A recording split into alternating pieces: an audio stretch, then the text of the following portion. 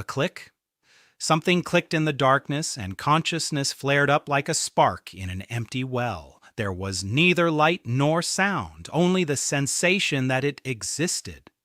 Gideon Ashton opened his eyes, or rather, he tried to open them, but he had no eyes. Instead, the world poured in all at once through the two empty eye sockets in his skull. The gray ceiling of the cave, drops of water on the rock. There was no smell. There was no pain either. There was only a strange tingling where his body had once been. He looked down. Thin gray phalanges jutted out before him. 3 of them were cracked. It was his hand, or rather, they were the bones of his hand. No flesh, no skin, nothing, just bones. Gideon Ashton lay on the floor of the Tomb of the Thousand Nights, staring at his fingers. Grand Knight of the Order of the Morning Dawn, recipient of 3 orders, the shield that does not break, a pile of sticks on the cold stone. He tried to stand up. His left leg detached from his pelvis and rolled to the side. His right arm popped out of its shoulder joint and fell to the floor with a soft thud. His ribs fanned out. His skull remained in place only because it had nowhere to roll. Gideon fell apart.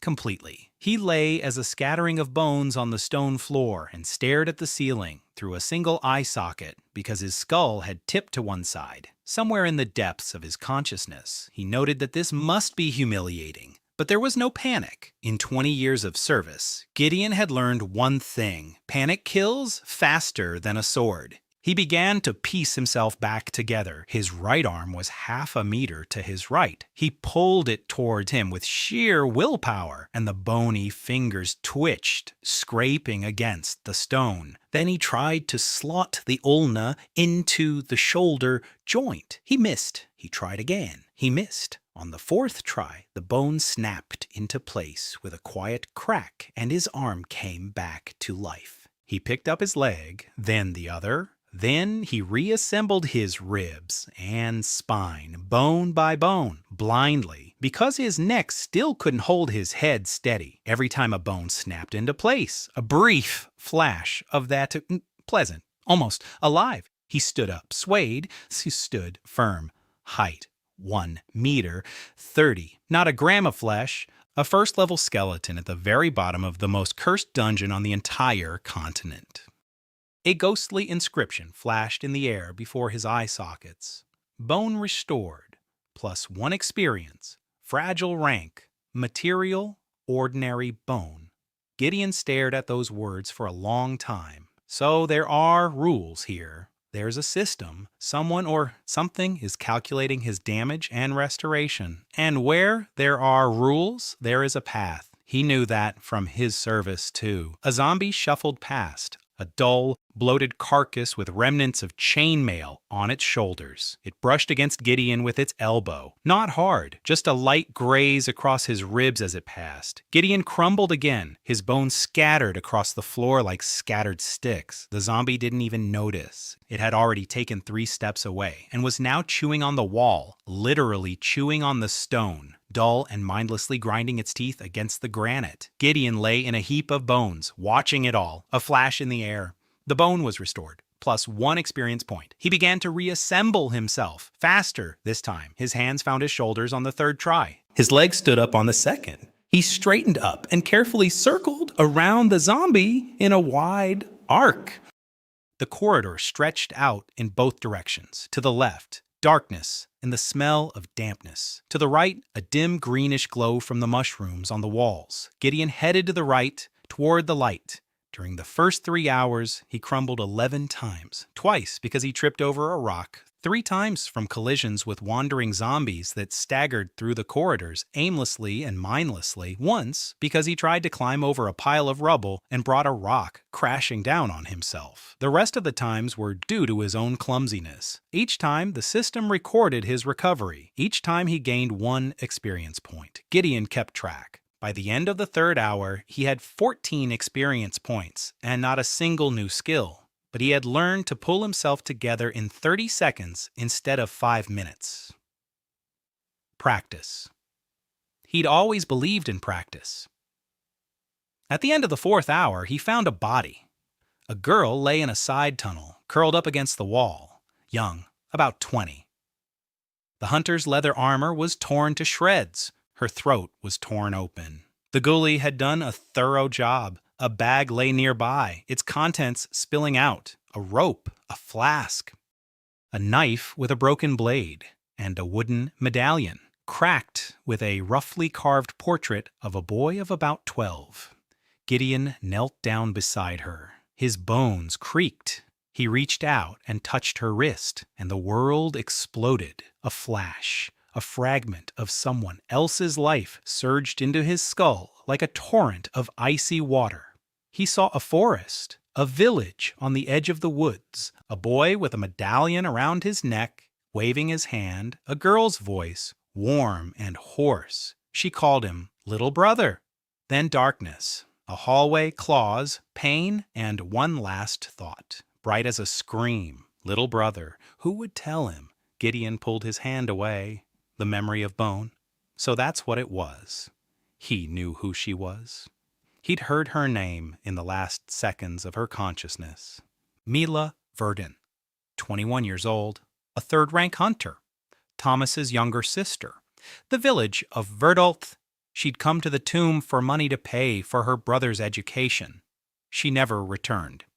Gideon carefully picked up the locket. Then, just as carefully, he laid her body in a niche in the wall. He spread his arms. He closed his eyes. He placed the broken knife nearby. The hunter deserved at least that much. Then he did something he had never done before. He grabbed his right ulna and pulled. Pain flared like white lightning. The bone popped out of its joint with a wet crack, and his arm hung by a single radius. The system reacted instantly. Injury recorded. He turned the bone over. With his thumbnail, the only thing hard enough he had, he began to scratch out letters, slowly, crookedly, line by line. Mila Verdon. When he slipped the bone back into place, the system displayed a new message. But this time, it wasn't about restoration. Vow made, plus 10 experience points. Skill unlocked. Oath of the Bone. Gideon looked at the niche where Mila lay, then at the medallion in his bony hand. He would deliver it. Not today, maybe not this week, but he'd get out of this hole, find the boy from the portrait, and give him his sister's last possession. That was a knight's oath, even if all that remained of the knight was a handful of sticks. He tucked the medallion between his ribs, where a living person's heart beats, and he walked on into the darkness. Fragile, 1 meter 30, level 1, but with a purpose. Gideon Ashton awoke in the tomb of 1,000 knights in the body of a frail level 1 skeleton. He discovered the Bone Evolution System, which grants experience for healing damage, and the ability Bone Memory, which allows him to read the final memories of the dead. He found the body of the fallen hunter Mila Verdon and swore an oath to deliver her medallion to her younger brother Thomas, unlocking the Oath of Bone skill. Gideon spent the next 2 days in the corridors of the tomb, learning to exist anew. Walking turned out to be harder than he remembered. A living body forgave mistakes. Muscles compensated for a crooked step. Ligaments held joints in place during an awkward turn. A skeleton had none of that. Each joint was held together only by the system's phantom energy of the system, and the moment he got distracted, a knee would pop out or a finger would fly off. Over the course of 2 days, he fell apart another 32 times. The system dutifully awarded 1 point for each reassembly, 46 points since he awoke. In rank, he was lower than any creature in this dungeon. The wandering zombies paid him no attention. He was too small and too useless for them to react. To them, he was just a piece of furniture. Gideon took advantage of this. He moved along the walls, exploring the tomb. The corridors branched off and wound their way. Some led deeper down into the darkness, from which came a chill and something worse than the chill. Others led upward. Gideon memorized the routes. 20 years of command had taught him that a map of the territory was more important than any weapon. At the end of the second day, he found a hall, a large, circular hall with a collapsed ceiling through which a gray light seeped. Daylight, the first in 3 years since his death, though for Gideon only 2 days had passed. Bones lay in the middle of the hall. Many bones, the remains of those who hadn't made it to the exit. Hunters, mercenaries, a single paladin in a rusted breastplate bearing the crest of the Order of the Silver Horn. Gideon knelt down beside him and touched the skull. A flash of insight. The paladin had died of poison. A ghoul had bitten him in the thigh, and the poison had traveled up his body. His last thought was of his wife. Her name was Erna.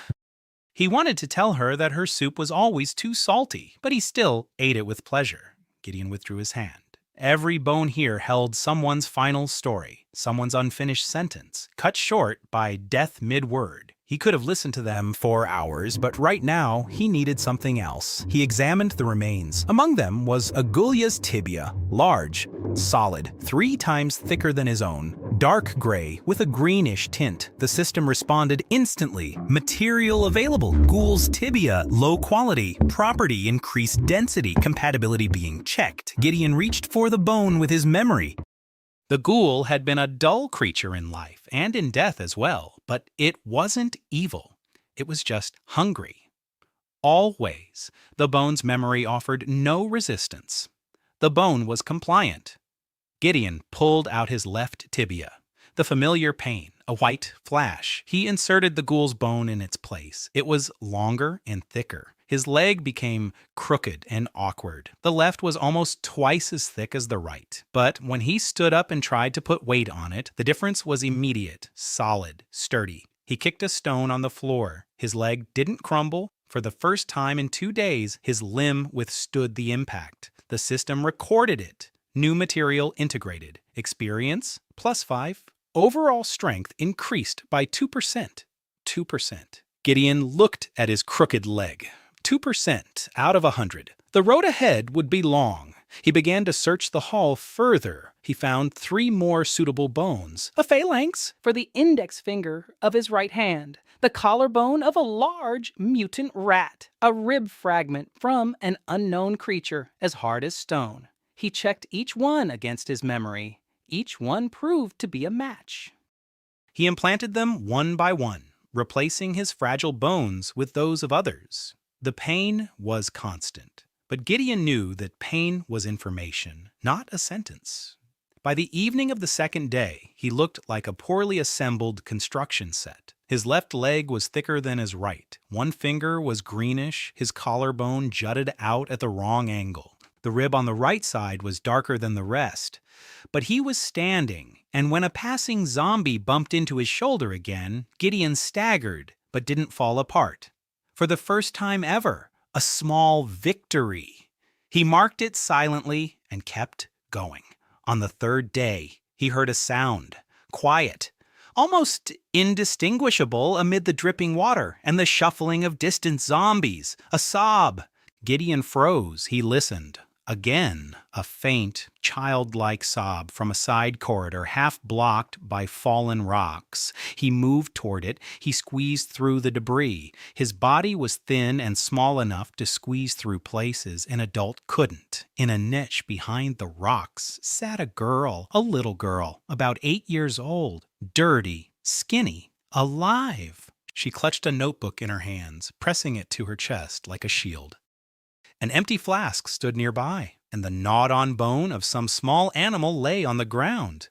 The food had run out long ago. The girl looked up and saw Gideon. She saw empty eye sockets, a gray skull, crooked bones jutting out of the darkness. She should have screamed. Any child would have screamed. But Hanali didn't scream. She was too exhausted to be properly afraid, or too young to understand what was in front of her. She just stared, big dark eyes in a dirty face. And Gideon did the only thing he knew how to do. He dropped to his knees slowly and carefully so as not to crumble in front of her, and he held out his bony hand, palm up, open. The girl looked at his hand, then at the skull, then back at his hand. She didn't take it, but she didn't flinch either. That was enough for a start. Gideon sat down next to her on the cold stone, not too close, at arm's length. He didn't know what to say. He didn't know if he could even speak. He hadn't tried in 3 whole days. His jaw moved, but there was no tongue, no lips. He tried. A sound came from his throat, a creaking sound, quiet, like stone scraping against stone. But they were words. He told her not to be afraid, that he wouldn't hurt her. His voice was awful, a dead, hoarse whisper, without any inflection. But the girl heard the words, not just the sound. She clutched her notebook tighter and said one word, very quietly. Dad, Gideon understood. He looked around. The niche had been prepared. Someone had placed a blanket here, a canteen, food. Someone had hidden the child and left, and never returned. He asked how long she'd been here. The girl didn't know. Many dreams, she counted by dreams because there are no days in the dungeon. 5 dreams, or 6. Gideon stood up. He surveyed the nearby corridors. In one of them, he found the body of a man in light leather scout armor, a long knife in his hand, 3 dead bodies lying around him. A 4th had apparently finished him off. Gideon knelt down beside him and touched his skull.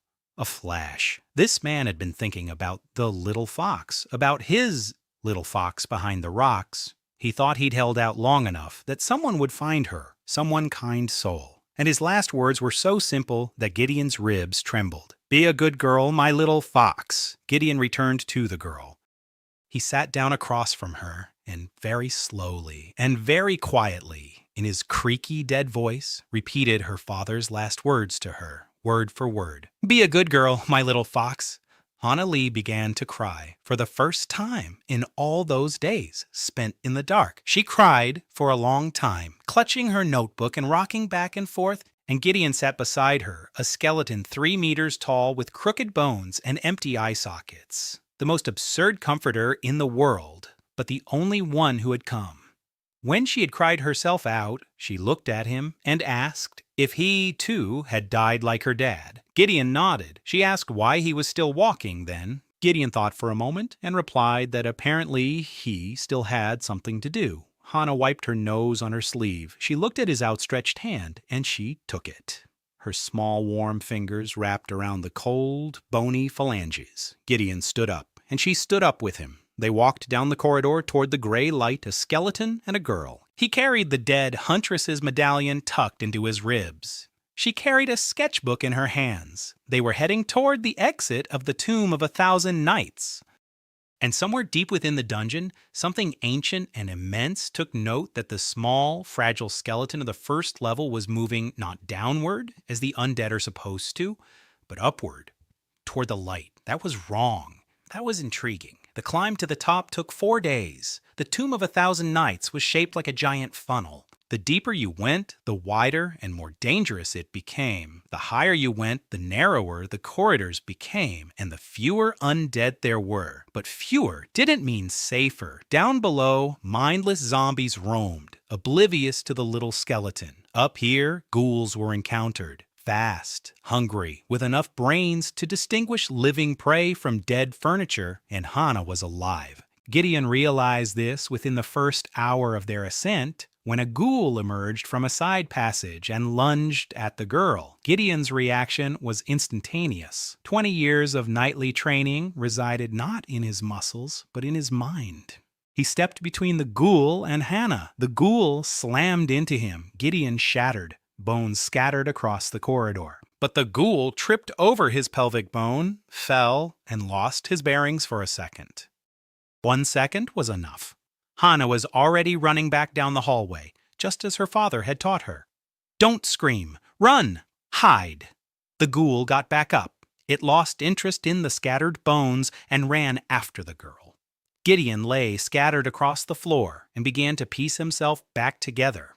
30 seconds. He stood up. He ran after her, limping on different legs. The ghoul cornered Hannah. She pressed herself against the wall, clutching her notebook. Her eyes were huge, but she didn't scream. Gideon grabbed a fist-sized rock from the floor. His hand weighed less than that rock, but he knew where to strike. 20 years, thousands of fights. He hurled the stone at the base of the ghoul's skull, right into the occipital fossa, where the spine meets the head. The ghoul jerked, stumbled. It wasn't dead, but it was knocked out for a few seconds. Gideon grabbed Hannah by the arm and dragged her away. They ran through 3 corridors before he found a crack in the wall, narrow enough for them, but too narrow for the ghoul. They squeezed inside. The ghoul scraped its claws against the stone from the outside. It twitched, lost interest, left. Hannah was breathing heavily. Gideon wasn't breathing at all. He didn't need to. She looked at him and said his finger had fallen off again. Gideon looked at his left hand. His pinky was missing. He must have lost it when he fell. He sighed, or rather, he mimicked a sigh.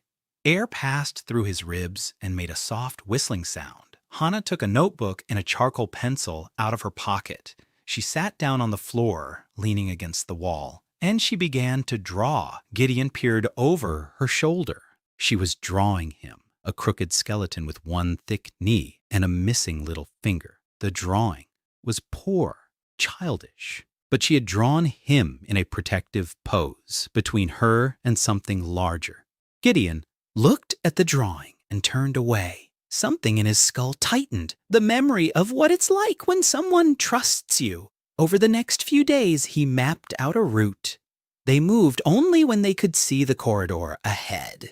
At every fork, Gideon went first. If they encountered the undead, he led Hannah around it. If there was no way around, he went straight through, using himself as a distraction. He'd scatter, he'd reassemble, he'd keep going. Hannah got used to it. On the second day of the journey, she began to help. She would gather his bones when he scattered and stack them nearby to make it easier for him to reassemble himself. On the third day, she learned to distinguish which bone went where. Left radius, 4th rib on the right, counting from the top, middle finger, phalanx. She memorized him like a construction set. On the 4th day, she picked up his detached jaw, handed it to him, and said in all seriousness that he needed a chin strap, like the ones knights use for their helmets. Gideon looked at her. He took the jaw and put it back in place, and for the first time ever, he tried to smile. Without lips or muscles, it looked like a slight tilt of his skull to one side. Hannah didn't smile back. She rarely smiled at all, but she nodded, understandingly, as if a master craftsman had approved his apprentice's work. Along the way, Gideon continued to gather bones. Not just any bones, only the consonants. He checked each one against his memory. Most were empty, too old, dead for too long, but some still held echoes. The forearm of a mercenary who had died defending a comrade. The vertebra of a priest who had entered the tomb to tend to the wounded and never came out. The bones of those who died not from cowardice, but from courage. They responded. He implanted them slowly and carefully. Each replacement brought pain and readjustment. The system awarded points. By the 4th day, he had earned 83 experience points. His rank changed from fragile to unstable. The difference seemed laughable. But Gideon knew that in war, a chasm lay between fragile and unstable. Fragile shatters at the slightest touch. Unstable can withstand a single blow. A single blow is a single chance. On the evening of the 4th day, they saw light, real light. Not the greenish glow of mushrooms, nor the gray glimmer through a crack in the ceiling. Daylight streaming through the archway, leading out of the tomb. Gideon stopped at the boundary between shadow and light. Hannah stood beside him, holding his hand, his bony hand, with a greenish phalanx protruding from his index finger. The problem was obvious. Beyond the archway lay the world of the living, forests, roads, villages, people. And to that world, Gideon was a monster, not a strange traveler, not a cripple. An undead creature, the kind that paladins burn at the stake and peasants spear with pitchforks. He looked at himself. 3 meters 30, a skeleton of mismatched bones, empty eye sockets, no skin, no face, nothing human on the outside, everything human on the inside. He looked around. By the wall near the exit lay the remains of yet another poor soul who hadn't made it to the light, literally 10 steps from freedom. Next to him were rags that had once been a cloak. Gideon picked up the cloak, dark, tattered, smelling of earth and time, but long enough to conceal a skeleton 1 meter 30 tall. From the top of the skull to the heels, he wrapped himself in it, pulled the hood over his head, hid his hands in the folds of the fabric. He looked at Hannah. She gave him a once-over, appraisingly, like an adult, and said it would do, as long as you didn't look too closely. Gideon nodded. That was all he could hope for. He took Hannah by the hand under the cloak so that from the outside it looked as if a small, hunched traveler was leading a child along, and they stepped out into the light. The sun hit his eye sockets. It didn't hurt, but it was bright, unfamiliar. A rocky path stretched ahead, winding down the hillside. Beyond the hill lay a forest. Beyond the forest, as far as Gideon could recall, there should have been a road leading to the nearest settlement. 3 years had passed. The road might have disappeared. The settlement might have burned down. Everything might have changed. But he remembered the general direction. They began their descent. Gideon walked slowly, his cloak caught on the rocks. Hannah scurried alongside him, clinging to his bony hand through the fabric. A tiny skeleton in a tattered cloak and a little girl with a notebook. The exit from the most cursed dungeon on the continent. No fanfare, no welcoming party, only the wind. A cold autumn wind smelling of pine needles and smoke from distant hearths. Gideon stopped and turned his skull toward the wind. He couldn't smell anything, but he remembered what it was like, and that was enough. Gideon and Hannah had spent 4 days climbing toward the exit of the tomb. Gideon protected the girl by using himself as a shield and a distraction, while Hannah learned to gather his bones after each time he was shattered. They emerged onto the surface, and Gideon wrapped himself in his cloak to hide his true nature from the world of the living. They found a road halfway through the day's journey, a narrow dirt track rutted by wagon wheels and horse hooves. It led east through the forest to a village Gideon remembered from old maps, Verdun, the very village where Mila had come from.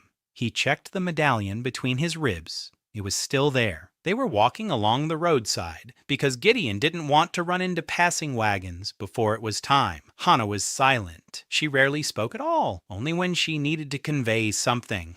A finger has fallen off. There's a puddle up ahead. Someone's walking there, businesslike and to the point, like a little scout. Gideon thought about what lay ahead of them. 3 years had passed since his death. The world hadn't stood still. The great bone awakening had begun while he was still alive, and in those 3 years, it had only intensified. The dungeons were spewing out the undead. The Church of the Morning Bone had declared a crusade. Paladins were scouring the roads. Any swathed traveler would arouse suspicion, and a traveler who doesn't eat, drink, or breathe would arouse more than just suspicion. They needed a plan. Gideon Ashton always had a plan. 3 hours into their journey, they encountered the first living person, an old man with a cart full of firewood. He was walking toward them, hunched over under the weight of the bundles and muttering something under his breath. Gideon stepped back onto the shoulder of the road, pulling Hannah with him. His hood lower. The old man caught up with them. He looked at them. He nodded, the way people nod to fellow travelers, and he kept going. He didn't stop. He didn't shout. He didn't pull out an axe. He simply walked past. Gideon stood there watching him go, his first contact with the world of the living. The cloak was working, for now, at least. The village of Verdun came into view toward evening. 24 houses by the river, a palisade, a watchtower. At the gate, a sign bearing the church's coat of arms and an inscription stating that the settlement was under the order's protection. Gideon stopped at the edge of the forest. He couldn't go into the village, not looking like this, but he had to deliver the medallion. He looked at Hannah. She looked at him. They both understood. The 8-year-old girl would have to go alone Gideon knelt down so he would be at her eye level. He took the medallion from behind his ribs, he placed it in her palm, and he explained what she had to do: find a boy named Thomas Verdin. Give him the medallion. Tell him that his sister, Mila, had died in the tomb, that her body lay in a niche by the eastern corridor on the 3rd level, that she had been thinking of him until the very end. Hannah listened intently. She nodded. She tucked the locket into her jacket pocket, and she set off toward the village. Gideon watched her go from behind the trees, a small figure on the path, alone, without him. He clenched his bony fists. If anything happened to her, he wouldn't be able to get there in time. But going with her meant putting her in even greater danger. A skeleton in the village would be a death sentence for both of them. Hannah reached the gate. The guards stopped her. 2 men with spears. She said something to them. One of the guards leaned toward her. Then he straightened up and called out to someone. A minute later, a woman came out of the village. She was plump and wearing an apron. She saw Hannah and clapped her hands. She led her inside. The gate closed. Gideon waited. An hour, 2, the sun set. Lights came on in the windows of the houses. The wind died down. He stood in the forest, motionless as a dry tree, and waited. He didn't get tired. Skeletons don't get tired. But the wait was agonizing, not for the body, but for what was inside his skull. For the mind, which imagined dozens of ways things could go wrong. Hannah returned at 3 o'clock, alone, unharmed, with an empty pocket and her hands full. Someone had given her bread, wrapped in a cloth, still warm. She walked over to Gideon and sat down next to him on a fallen tree. She began to eat, slowly yet eagerly, at the same time. Between bites, she told him what had happened. Thomas had been found. He was 12. He was living with his aunt because his mother had died a year ago of a fever. When Hannah gave him the locket, he was silent for a long time. Then he asked exactly where his sister was buried. Hannah explained it, just as Gideon had taught her. Thomas said that when he grew up, he would go after her. He'll retrieve her body. He'll give her a proper burial. Hannah paused and added that they'd given her some bread, and that the woman in the apron wanted to let her stay the night. But Hannah said they were waiting for her. Gideon looked at her. She said it so simply. They were waiting for her. As if a skeleton in the woods were normal.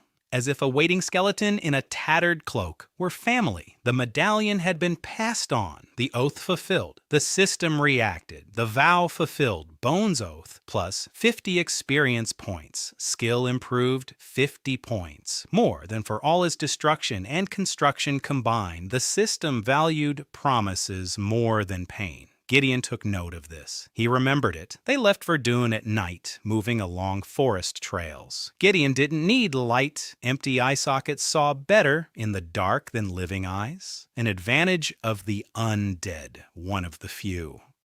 Hannah walked beside him, clinging to the hem of his cloak. She was falling asleep on the move.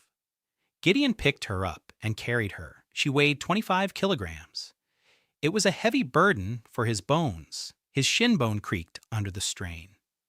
But he carried her. A knight carries those who cannot walk on their own. It's not a rule. It's the essence.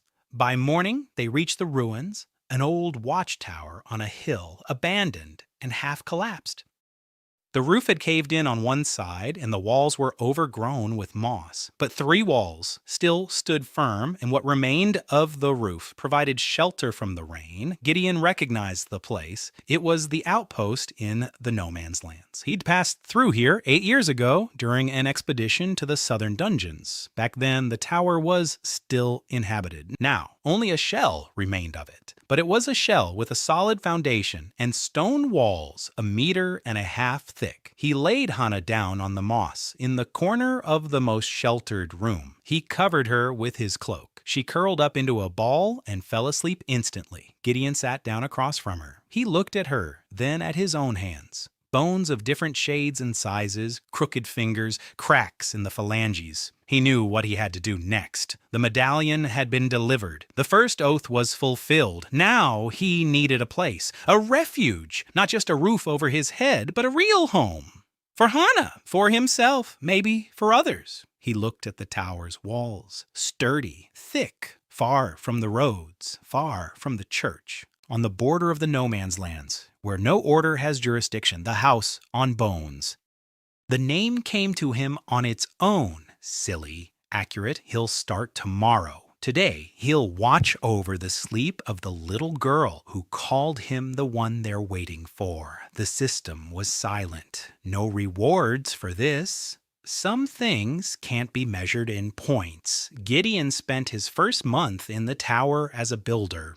During the day, while Hana slept or drew in her notebook, he hauled stones.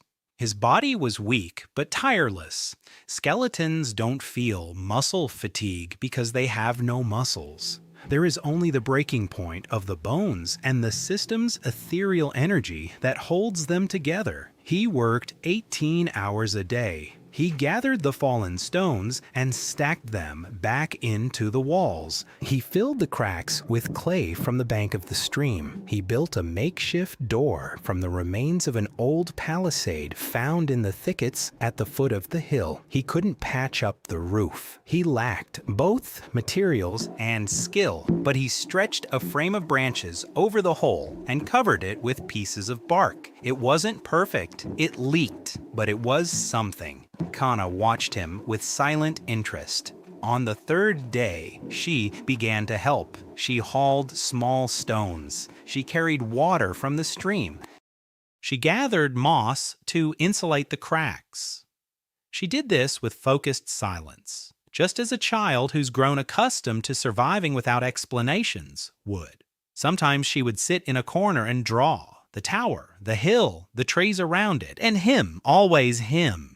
She sketched Gideon from different angles, from the side, from behind, from above, if she climbed up onto a ledge in the wall. Each drawing was labeled, Uncle Coast is carrying a stone. Uncle Coast is repairing the wall. Uncle Coast lost a finger again. She started calling him that on the 5th day. Uncle Coast, not Dad, not Mister, not Sir. Uncle Coast, simple and precise. Gideon didn't object. Food was a problem, not for him. He didn't need food, but Hana needed it. Every day. The bread from Verdun ran out on the 2nd day. Gideon couldn't go into the village. He couldn't hunt. He had no bow and no strength to pull the string. For the first week, Hana ate roots and berries that Gideon identified from his memories of his former life.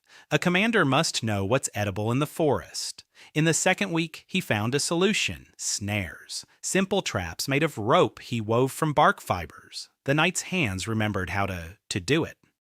A long time ago, Gideon, a young squire, had trained to survive in the woods for weeks without equipment. His mentor used to say that a knight who couldn't feed himself in the field wasn't a knight, but a burden. The first rabbit was caught on the 3rd day. Gideon couldn't skin it properly. His fingers were too rough and clumsy, but he had was his. That very same broken knife belonging to Mila Verdun that he'd picked up in the tomb. The blade was short, half of it was broken off, but it was enough for small game. Kana watched as he butchered the rabbit with his bony fingers, without disgust. Children who have seen death at an early age become practical. She lit the fire herself with flint from her father's bag. She skewered the meat on a stick herself. She cooked it herself. Gideon sat by the fire and watched her eat. He couldn't smell it, but he remembered the scent of roasted meat. He remembered it so vividly that a ghostly echo almost materialized in his empty skull. Memory was both a gift and a torment. Toward the end of the 2nd week, Gideon decided to venture out at night, alone. He left Hana in the tower, blocking the door with stones from the inside. He explained that he'd be back before dawn. She nodded. She didn't argue. She didn't cry. She just took out her notebook and began to draw. Gideon moved silently through the forest. A skeleton doesn't crunch branches if it walks carefully. A skeleton doesn't smell. A skeleton doesn't breathe. The perfect scout. He reached Verdun in 2 hours. The village was asleep. The lights were out. Only a single torch burned on the watchtower. He didn't go inside. He circled the village along the edge of the forest, surveying the surroundings. He found what he was looking for. Half a kilometer south of Verdun stood a small, isolated blacksmith shop separate from the village. Smoke rose from the chimney even at night, the sound of a hammer. Someone was working. Gideon crept closer. Through a crack in the shutters, he saw her. A woman, sturdy, broad-shouldered, olive skin with a greenish tinge, half-breed, human mother, orc father, or the other way around. She stood at the anvil, striking a red-hot strip of metal with a hammer with one hand. Her right hand was missing. The stump ended just below the elbow, bandaged with clean cloth. Her blows were uneven. The hammer slipped.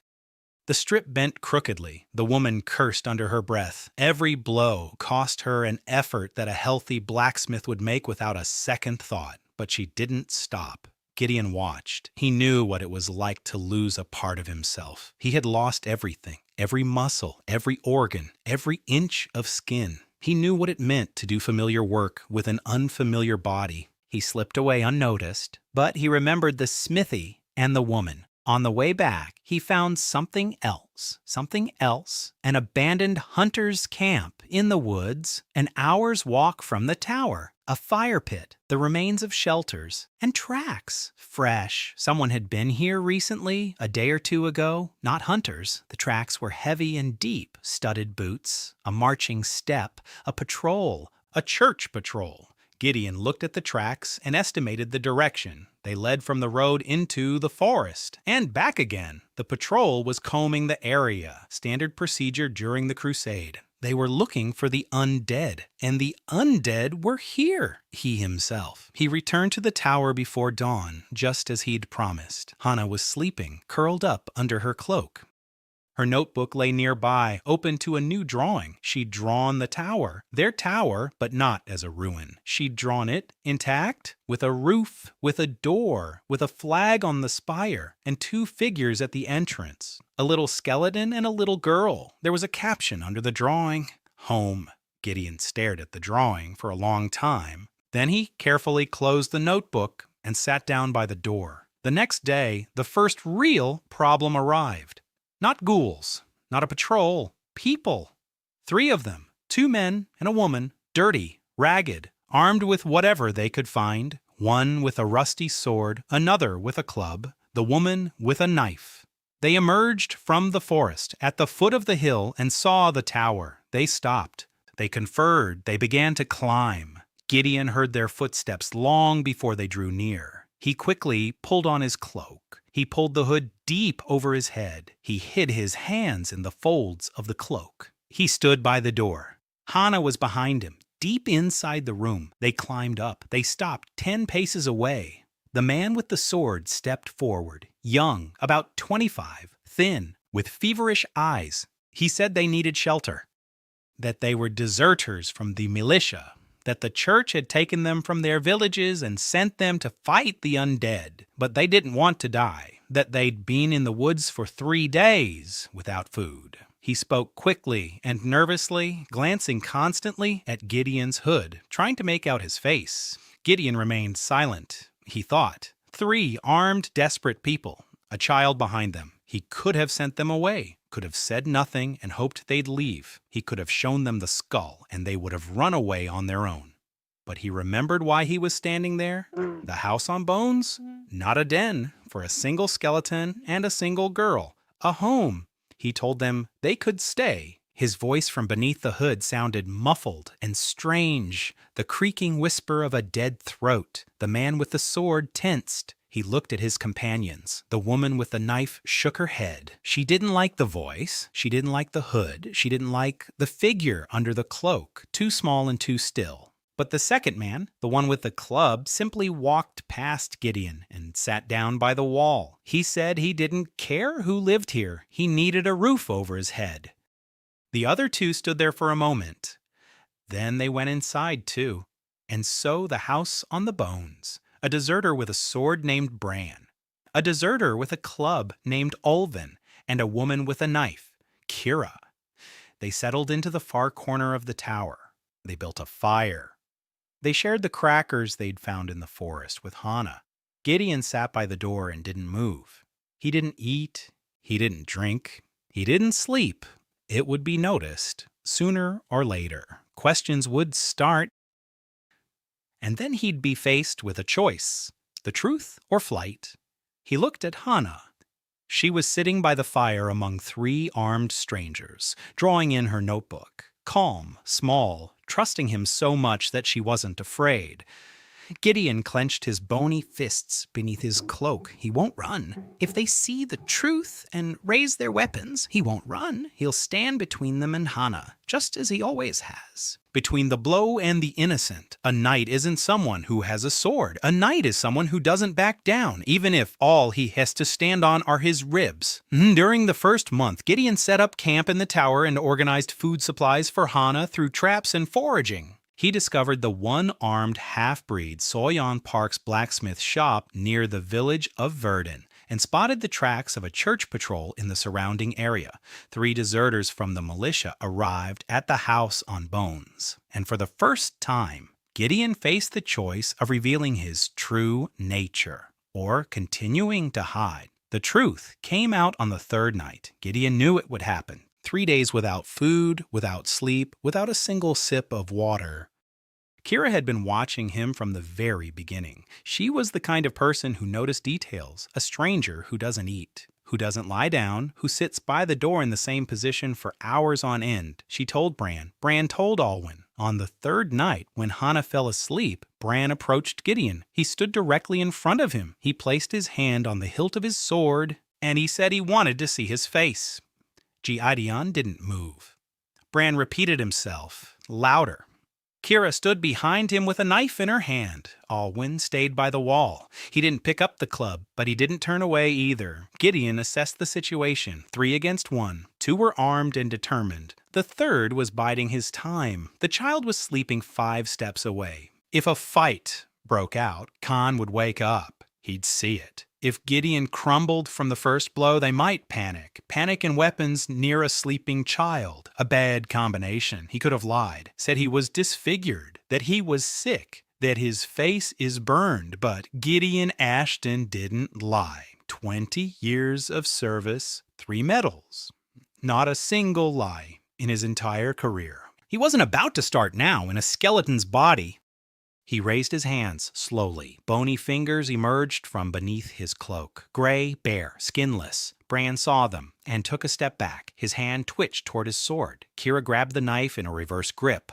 A combat grip. She knew how to handle a weapon. Gideon pulled off his hood, a skull, empty eye sockets, a crack on the left cheekbone. The jaw slightly shifted to the right because the joint had come loose. A small gray skull in the light of the dying fire. The silence lasted 4 heartbeats. Then Bran drew his sword. Kira stepped to the side, flanking him. Alwyn rose from the wall, but did not take up a weapon. Gideon didn't move. He didn't raise his hands. He didn't back away. He said he wouldn't cause any harm. A creaking, dead voice in the silence of the stone room.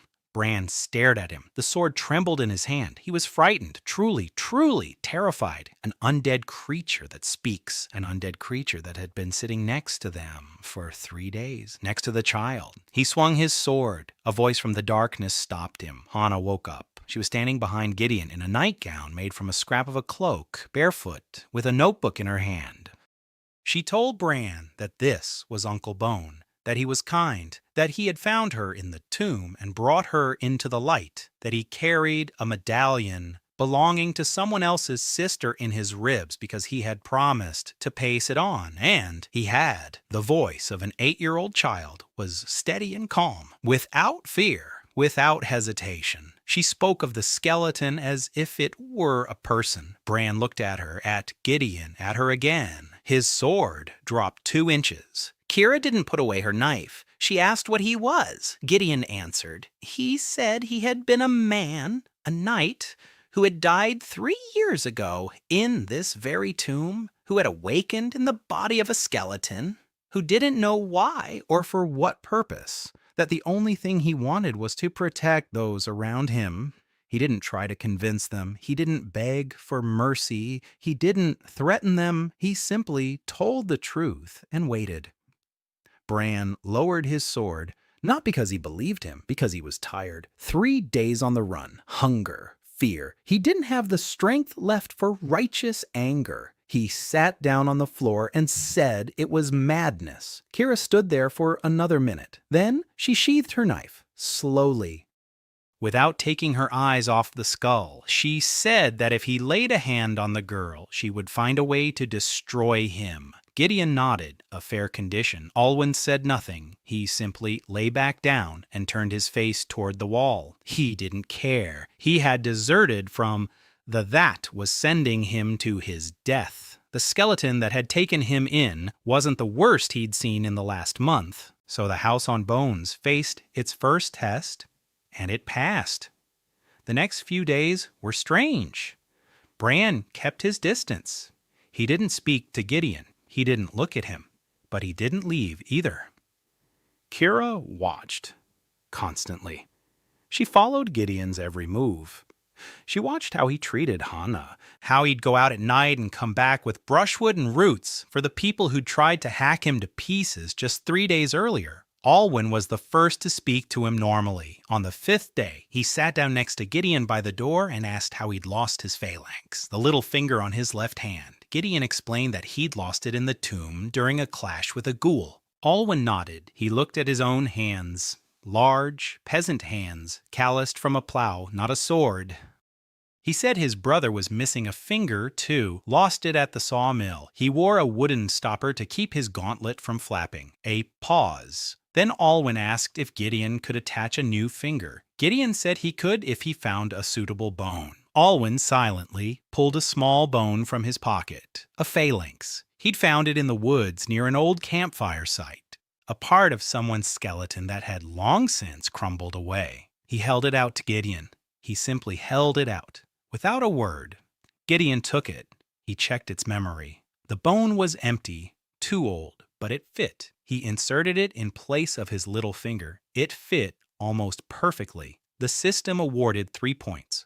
Alwyn looked at it and said it was the strangest thing he'd ever seen. Then he smirked, the first smile in the House of Bones directed at a skeleton. The break happened a week later. Bran went to the stream to fetch water and didn't return on time. An hour, 2. Kira started to get nervous. Gideon went out to look for him. He found him by the stream. Bran was sitting on a rock, staring into the water. His sword lay nearby. He wasn't wounded. He was broken. He spoke without turning around.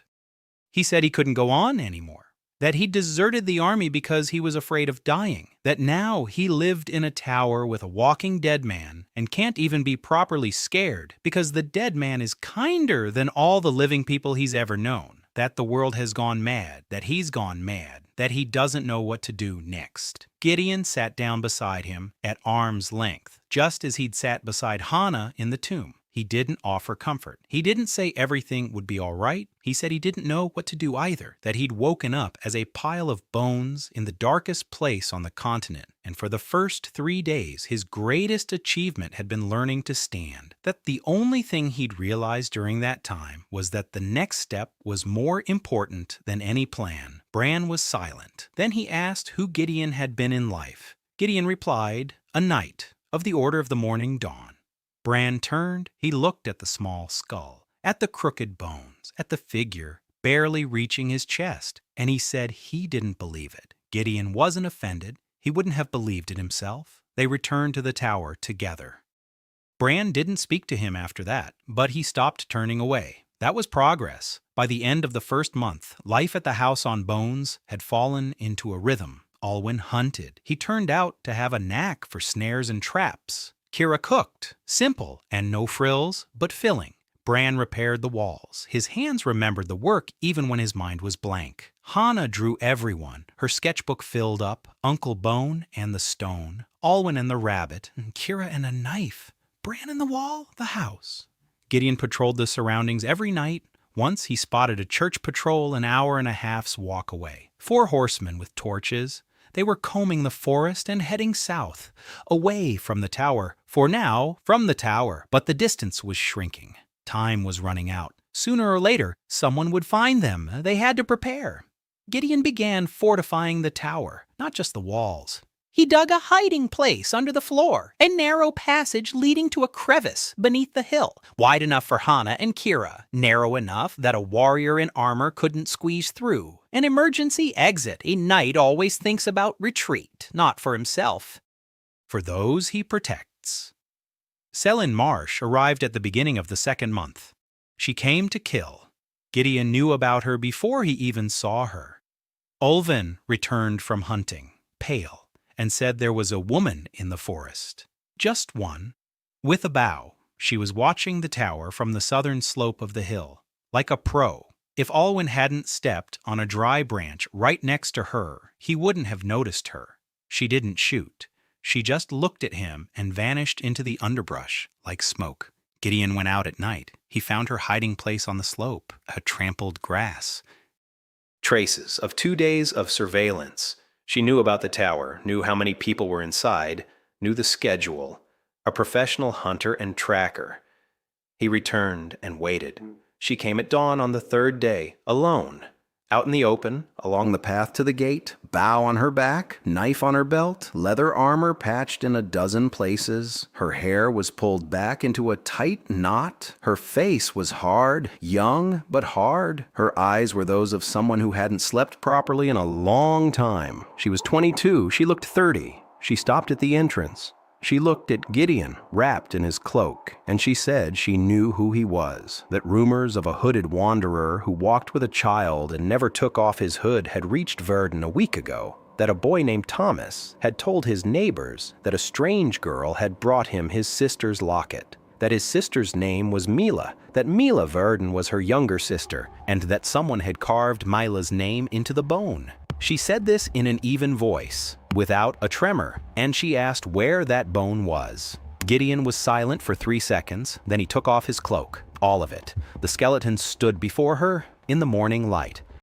1.30 meters, mismatched bones, empty eye sockets, the right hand with a phalanx missing. The left leg was thicker than the right, cracks, chips, patches. He held out his right hand to her. He turned his forearm so the inscription faced upward. Mila Verdun, crookedly scratched letters on the ulna. Celine looked at the inscription, then at the skull, then at the inscription again. Her right hand rested on the knife's handle. Her fingers had turned white from the grip. She stood like that for a minute, maybe longer.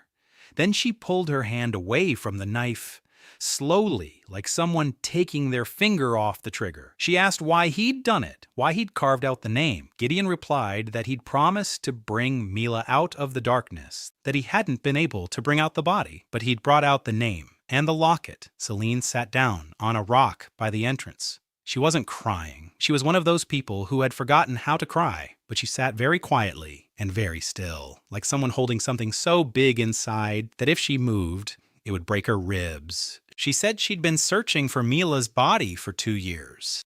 She'd scoured the approaches to the tomb. She'd hired scouts. One of them never returned. Another came back and said that going deeper than the 3rd level was suicide. Mila was on the 4th.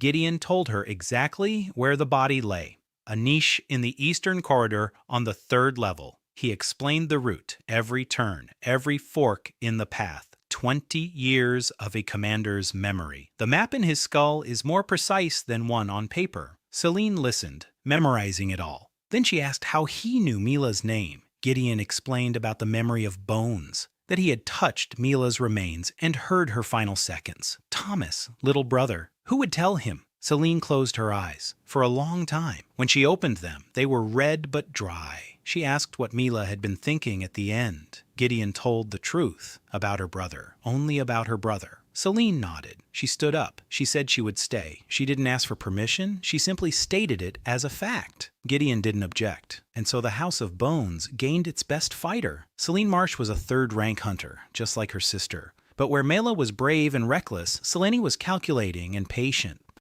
She knew the forest. She knew the tracks. She knew how to move silently, how to read the wind, and how to hit a running deer in the eye from 30 paces. For the first week, she didn't speak to Gideon. She spoke to Hannah, to Olvin, even to Kira, who didn't like to talk, but not to him. She watched him, studied him, observed how he moved, how he held his tools, how he treated people, how he sat by the fire at night, still and silent. On the 8th day, she sat down next to him, at night.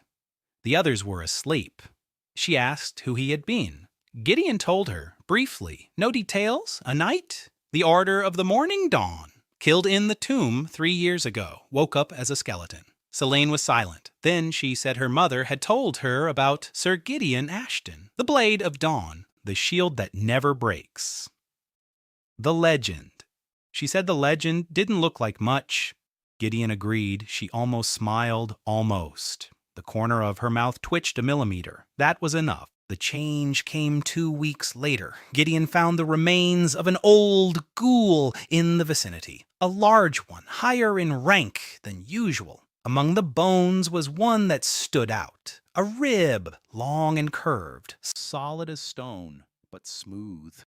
With a fine texture. He picked it up. He checked the memory. The ghoul had been a beast, dull and hungry, but not evil. The memory offered no resistance. Gideon worked for 3 nights by moonlight. He carved a comb from that rib, small, thin, with 7 prongs. On the back of the comb, he scratched a name, Mila. He turned to the memory of Mila's bone, stored in his elbow. He asked for permission, not with words, with a feeling. The response came warm and light, consent. He approached Selene in the morning. He held out the comb in his open palm. He said that Mila agreed, that the comb was made for her sister to wear in her hair, so that Mila would always be near, not as a burden, like a caress. Selene took the comb, turned it over in her fingers, read the name. Her hands didn't tremble. A hunter's hands don't tremble. But her voice, when she said thank you, was so quiet that Gideon heard it only because skeletons don't have their own breath to interfere with listening. She stuck the comb in her hair. The next day, she called him by name for the first time. Not skeleton, not monster, not it. Gideon, Alwyn noticed, Bran noticed. Kira pretended not to notice. Hannah drew a picture of Selene with the comb in her hair. She signed it. Aunt Selene and Milan's comb. Selene saw the drawing. She looked at it for a long time. Then she stroked Hannah's head, and she went into the forest. She returned an hour later with 3 rabbits and a bundle of kindling. Her eyes were red, but her back was straight. The church found them in the middle of the 2nd month. Not a patrol, not a random round. A dedicated search party. 8 people. 6 soldiers in chainmail with the emblem of the Church of the Morning Bone on their breastplates. 1 junior priest with a censer and a prayer book, and the commander, a paladin in full plate armor with a sword at his belt and a shield on his back. Young, tall, broad-shouldered, an insignia on his left shoulder pad, the emblem of the Order of the Morning Dawn. Gideon was the first to spot them. From the roof of the tower, early that morning, they were climbing the northern slope of the hill in battle formation, DA battle line, flanks covered, the priest in the center, the paladin in front. Gideon went downstairs. He woke everyone up, quietly and quickly. 20 years of command. His voice didn't rise. His words were short. His actions were immediate. Alwyn and Bran to the secret passage with Hannah. Kira behind them. Selene up to the top with a bow. Cover. Bran hesitated. He asked what Gideon was going to do. Gideon said he'd talk to them. Bran looked at him as if he were crazy. A skeleton was going to talk to a church squad, but he didn't argue. He scooped Hannah up in his arms and climbed into the hatch. Hannah didn't scream. She didn't resist. She just looked at Gideon over Bran's shoulder. Big, dark eyes. No fear, no tears. Just a silent demand. Come back. Gideon pulled on his cloak. Hood. He went outside. He stood at the entrance. The squad had climbed to the top of the hill. They stopped at 20 paces away. The paladin stepped forward. He removed his helmet. Gideon saw his face, and something inside his skull froze. Chiron Morholt, 26 years old, light brown hair, a scar on his chin that hadn't been there 3 years ago, a strong jawline. His eyes were light and hard, the eyes of a man who believes in what he does. Gideon's former squire. the boy to whom he hadn't had time to explain how to hold a shield properly, the man with the sword who had come for him. Chiron didn't know who was standing before him. To him, the cloaked figure at the entrance to the tower was a suspect. Rumors of a renegade skeleton had reached the Order 3 weeks ago. A strange creature. It walks among people. It speaks with a human voice. It bears the name of a dead woman on its bones. Heresy of the highest order. Undead have no soul. Chiron spoke evenly in an official tone. He announced that he was acting on orders from the Church of the Morning Bone, that the tower was located within a declared purification zone, that everyone present must identify themselves for inspection. Standard procedure. A check for infection by the undead. Gideon listened the voice of his former squire. The voice had changed. It had grown deeper, more confident. 3 years had turned an awkward boy into a commander, but the mannerism remained. Chiron spoke slightly faster when he was nervous. Now he was speaking quickly. He was nervous. Gideon could escape. The secret passage. Night. The forest. An odorless skeleton. Invisible in the darkness. They wouldn't catch him. But then they'd search the tower. They'd find traces. They'd realize people had lived here. They'd start looking. They'd find Hannah. They'd find the deserters. Bran and Alwyn, deserters from the church militia. Desertion is punishable by death. Gideon couldn't let that happen. He took a step forward, said there was no one in the tower, that he was a traveler, alone, had found shelter from the rain. The voice from beneath the hood sounded muffled, hoarse, unnatural. Chiron frowned. He stepped closer. He reached out toward the hood. Gideon stepped back. Chiron stopped. His eyes narrowed. He recognized the movement, not that of a human, just movement. A step back, shifting weight to the rear leg, a quarter turn of the torso, a defensive stance. The basic one. The one they teach in the first year of the Order. The one Gideon had drilled into him hundreds of times in the training yard. Chiron couldn't understand why the stranger's movement seemed so familiar, but his hand rested on his sword. He ordered the stranger to remove his hood. Gideon didn't. He took another step back toward the door. If they went inside, they'd find the secret passage. Footprints? Children's drawings on the wall? Hannah drew everywhere. On the stones, on the planks, everywhere. An arrow struck the ground between Gideon and Chiron, right in the middle. Everyone froze. Selin stood on the roof with her bow. A second arrow knocked. She wasn't aiming at anyone in particular. She was aiming at the void. A warning. Chiron looked up. His soldiers raised their shields. The priest began to mutter a prayer. Gideon seized the moment. He slipped through the door.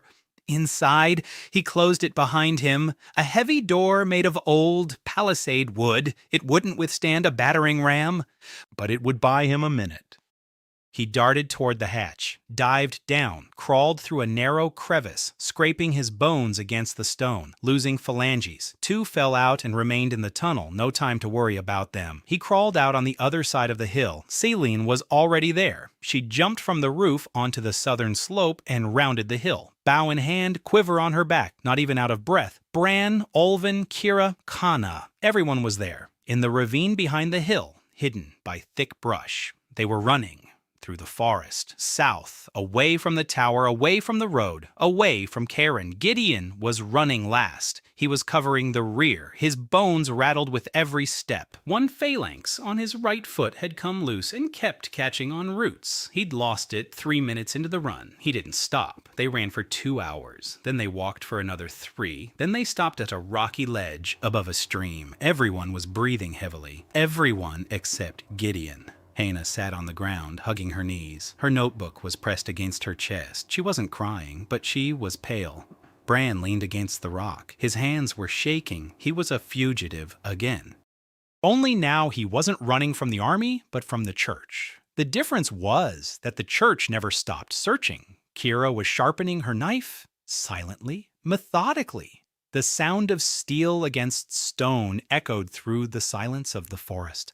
Olwen sat next to Hannah. Selin was checking her arrows. 13 remained. She'd used one for a warning shot. She had no regrets. Gideon stood at the edge of the ledge and looked north toward where the house on bones still stood. Their home, their first home, Hannah's drawing on the wall. The house, with a flag on the spire. They'd lost it, but everyone was alive. Everyone's here. That's what matters. A house can be rebuilt. You can't bring people back. He turned to his small group. 5 people and 1 skeleton in the woods with no roof over their heads. Again, he said he'd find a new place, that the tower was the first but not the last, that the no man's lands are vast and have enough room for those the world doesn't want to see.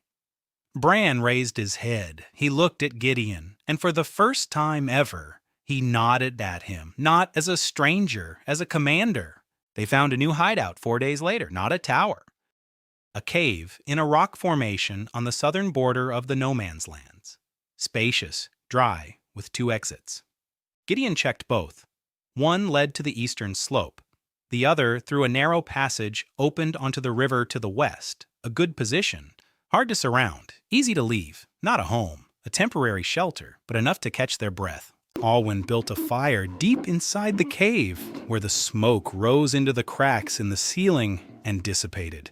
Hannah took her spot in the corner. She took out her notebook and began sketching new walls. Bran and Kira went out on a reconnaissance mission. They returned by evening. The road was an hour's walk to the south. The village was 3 hours away. No patrols, no detachments. All clear so far. Salen set snares in the forest. She was the best at it. Her hunter's hands worked like a well-oiled machine. Precisely, quickly, without any unnecessary movements. Gideon watched. He recalled how his mentor had set snares 40 years ago. Selene did it differently, more effectively. A new school of thought. Time doesn't stand still, even for the dead.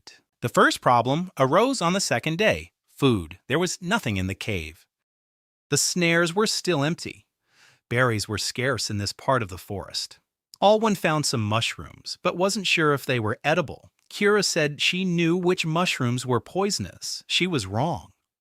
Ulvin spent the night by the stream, emptying his stomach. By morning, he was feeling better, but the lesson had been learned. Gideon decided it was time to take a risk. He remembered the blacksmith shop near Verdun, the one-armed woman. A blacksmith shop means a village. A village means a market. A market means food. Not for him, for people. But a skeleton can't go to a village. Selene went alone. She took the last coins she'd found on Kira. 3 copper pennies. Enough for bread and salt, maybe some grain.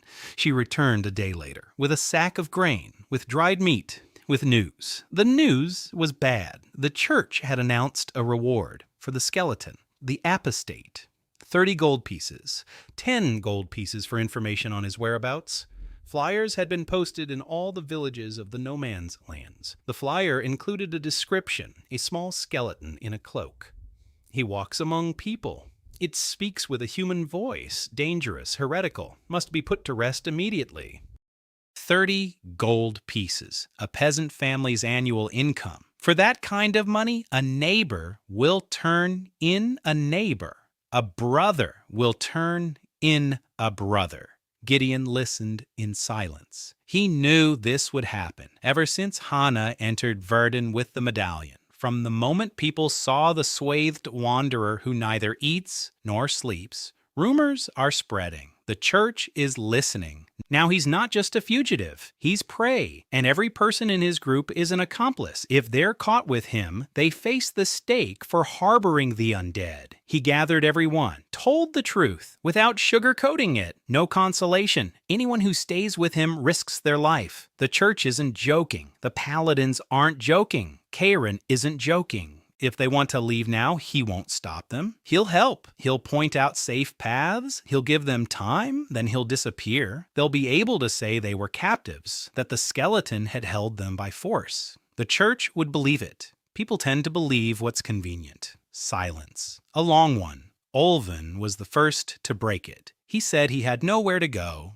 that the army was searching for him as a deserter, that the only place where they didn't want to kill him was here, next to the skeleton. He said this without bitterness. As a matter of fact, Bran was silent. Then he said he agreed with Olwyn. not because he had nowhere to go, but because Gideon was the only commander who had asked if they wanted to stay instead of just ordering them to. Kira shrugged. She said that 30 gold pieces was a lot, but the skeleton that hadn't touched a single living person in 2 months was worth more. She didn't smile. Kira never smiled, but her eyes were warm for a single second. Salen didn't say anything. She just touched the comb in her hair. That was enough. Hana walked over to Gideon. She took his hand. She looked up at him, though there wasn't much to look up at. 1 meter 30 and 38 years old. The difference in height was minimal. She said she wouldn't go anywhere, and that Uncle Bone wouldn't go anywhere Either. It wasn't a question. Gideon looked at her, at Seelan, at Ulvin, and Bran, at Kira. 5 people who had chosen to stay by the side of a walking dead man. Not because they had nowhere else to go, or not just because of that, but because here they aren't judged. They aren't chased away. They aren't exploited. Here, they simply exist. The system was silent. No points, no rewards. But Gideon knew this was the moment, a turning point. The House on Bones is neither a tower nor a cave. The House on Bones is them. The next 2 weeks were a time of preparation. Gideon taught Bran the basics of guard duty, not combat, surveillance, threat recognition, patrol routes. Bran picked things up quickly. He'd been a poor soldier because he didn't want to kill, but he turned out to be an excellent observer, patient, attentive to detail. Ulvin continued to hunt. Selen went on long reconnaissance missions, 2-day ones, 3-day ones. She tracked the movements of the church patrols throughout the no man's lands. She mapped out routes, schedules, and guard rotations. Professional work. Kira turned out to be an unexpected discovery. She knew how to sew, not like a seamstress, but like a field surgeon, rough but sturdy. She had re-sewn Gideon's cloak twice, reinforcing the seams and padding the lining with moss. She made an inside pocket for the medallion so it wouldn't fall out of her ribs while running. A practical woman, Hana was growing, not quickly, but noticeably. In 2 months, she'd grown a centimeter. Her cheeks had filled out. Proper food and proper sleep were doing their job. She still spoke very little. She still drew. Her sketchbook was running out of pages. Ulvin found her a piece of birch bark and some charcoal sticks. Hana switched to birch bark. Her drawings grew larger, more detailed. In one of them, Gideon stood against the backdrop of the rising sun. A small skeleton in a billowing cloak. There was a caption beneath the drawing, Night.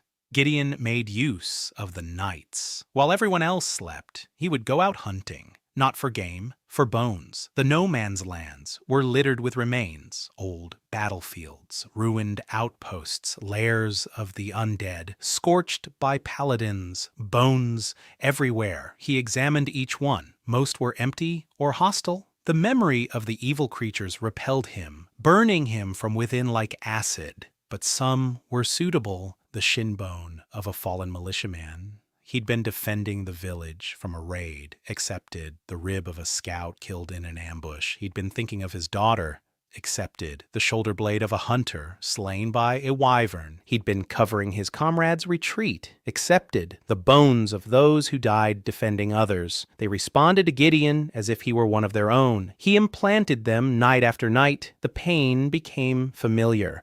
A white flash upon extraction, a crunch upon replacement, a warm wave as the new bone is accepted. By the end of the 2nd month, Gideon had replaced 18 bones. His body had grown stronger, not iron, but no longer fragile, ordinary bone, dense, heavy, the bones of warriors. His rank changed from fragile to resilient. The system awarded a bonus. Durability increased by 12%. A new ability has been unlocked. Bone grip. Grip strength has doubled. Gideon clenched his fist tightly. His fingers didn't splay apart. His joints held firm. He could hold a sword. For the first time ever, he could grip a weapon tightly enough to strike without dropping it during the swing. He needed a sword, and he knew where to get one. The group had set up camp in a cave in the south of the no man's lands. The church had offered a reward of 30 gold for the skeleton of a renegade. Gideon suggested that everyone leave, but all 5 stayed. Over the course of 2 weeks, the group got organized, and during his nightly forays, Gideon fitted 18 new bones, reaching the steady rank and unlocking the bone grip skill. The forge was smoking as usual. Gideon watched it from the edge of the forest for the 3rd night in a row. The woman worked late. Every evening, it was the same routine. She stoked the forge. She took out a piece of metal. She grabbed the hammer with her left hand. She struck, crooked. The strip bent the wrong way. She cursed. She'd correct it. She'd strike again. The stump of her right hand twitched in time with the blows. Her body remembered the movement her arm could no longer perform. Soyan Pak, 26 years old, half-breed, human mother, orc father, a blacksmith since she was 15. She lost her arm a year ago. She was defending her students from bandits who had come for the proceeds. 1 against 4. 3 ran away. The 4th managed to strike her with an axe. The students survived. Her arm didn't. Gideon learned this from Silin. She had gone to the village for food and struck up a conversation with the blacksmith's neighbor. The neighbor told the story willingly about how Soyan never gives up, how she hammers with one hand, even though everyone knows it's impossible to blacksmith with just one hand, how she yells at the whole yard when things go wrong, how she smokes her pipe on the porch and stares at her old 2-handed tongs lying in the corner like a monument to her former life. Gideon knew he needed a blacksmith, not just any blacksmith. A master, someone who could forge a sword, repair armor, work with metal and bone, but he couldn't go to her and ask. A skeleton in a cloak on the threshold of the smithy, 30 gold pieces for his head. He thought about it for 3 days. On the 4th, he made up his mind. He wouldn't ask. He would offer. He had something no living person could give. He waited until she finished her work. He waited until she blew out the bellows. He waited until she sat down on the porch with her pipe. She sat there smoking, staring into the darkness. The stump of her right hand lay on her knee. She would occasionally stroke the bandage, a habitual gesture. Gideon stepped out of the darkness, slowly, his hands in plain sight, his hood pulled low. He stopped 5 steps away, in the light of the dying lantern by the door. Soyan didn't flinch. She looked at him calmly, appraisingly. Her hand didn't reach for a weapon, even though the poker stood by the door within arm's reach. She said the blacksmith's shop was closed, that if he needed a repair, he should come back in the morning. Gideon said he hadn't come for a repair. His voice came from beneath his hood, creaky, dead. Any normal person would have tensed up. Soyan took a drag on her pipe and exhaled the smoke. She asked, "What then?" Gideon pulled back his hood, a skull in the lantern light, empty eye sockets, a crooked jaw, a crack on his temple. Soyan stared at him for 4 seconds. Then she took another drag on her pipe and said she'd seen things far worse. She wasn't scared. She didn't scream. She didn't grab the poker. She just sat there smoking, looking at the skeleton as if it were just another oddity in a world full of oddities. A half-breed raised among humans and orcs. Her whole life, she'd been an oddity to others. Someone else's strangeness didn't bother her. Gideon sat down on a step of the porch, below her, so as not to loom over her. Though, given his height, it was hard to loom over anyone. He spoke for a long time, by his standards. Usually he got by with just a couple of sentences. But here, more was needed. He explained that he was undead, that he had been a knight, that he'd woken up as a skeleton and didn't know why, that he had people he was protecting, that he needed a blacksmith, and that he could offer something in return. Soyan listened without interrupting. When he finished, she tapped her pipe against the railing. She asked what he could offer. Gideon raised his right arm. He removed his cloak from it, the bones of his forearm, the radius and ulna. The radius was special. Over the past few weeks, he'd found a fragment of adamantine ore in the no man's lands. An extremely rare material, stronger than steel, lighter than iron. He had implanted it into his radius 3 nights ago. The pain had been excruciating. Adamantine didn't adapt to the body. The body adapted to the adamantine. For 16 hours, he had lain in a cave unable to move, while his system integrated the material, but the result was worth it. His radius was now made of adamantine, dark, smooth, nearly indestructible. He pulled the bone out of his arm, the familiar pain. A white flash. His arm hung by a single ulna. He placed the bone in front of Soyan on the step. He told her that a prosthesis could be made from it. Adamantine. The best material he had. If she could forge a frame and attach it to the stump, she'd have a functional hand. Not alive, but functional. Strong enough to hold a hammer? Soyan stared at the bone. For a long time, she knew adamantine. Every blacksmith knows adamantine.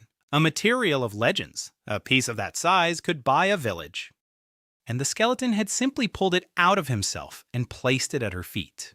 She picked up the bone, turned it over in her hands, assessed its weight, its density, the texture. The hands of a master. Even a single hand of a master works as a tool more precisely than any instrument. She asked why he needed it. Why give away the best he had? Gideon said that a blacksmith who cannot forge is wrong, like a knight who cannot defend, like a hunter who cannot shoot. Everyone has a reason for existing. To taking it is worse than killing. Soyan was silent. The pipe had burned out. The lantern flickered. She stood up. She walked over to him. She looked down at him. She was a head taller, broad-shouldered, strong. Even with one hand, she looked more imposing than most men with two. She said he was either the dumbest dead man on the continent or the most decent. And that in either case, she'd take the job. She took the bone. She went into the smithy. Gideon sat on the porch and waited. An hour later, the sound of a hammer came from the smithy, then cursing, then the hammering again, then silence, then the sound of a file. Adamantine couldn't be forged the usual way. It required a different approach. Soyan worked all night. Gideon listened to the sounds coming from behind the wall, the clang of metal, the grinding, the hissing of water, swearing every 3 minutes, loud and inventive. In the morning, she came out, dirty, sweaty, with dark circles under her eyes. In her left hand, she held the frame, rough, unfinished.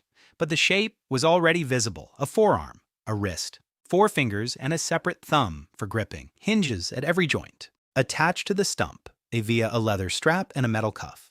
She said it would take 2 more days, maybe 3. The hammer mounts were a whole other story. A locking mechanism is needed so the hammer doesn't slip out when struck. And she needs it. His bones, for the fit. A living hand has muscles and tendons that compensate for gaps. A prosthesis doesn't. Every millimeter must be precise. And who knows bones better than a skeleton?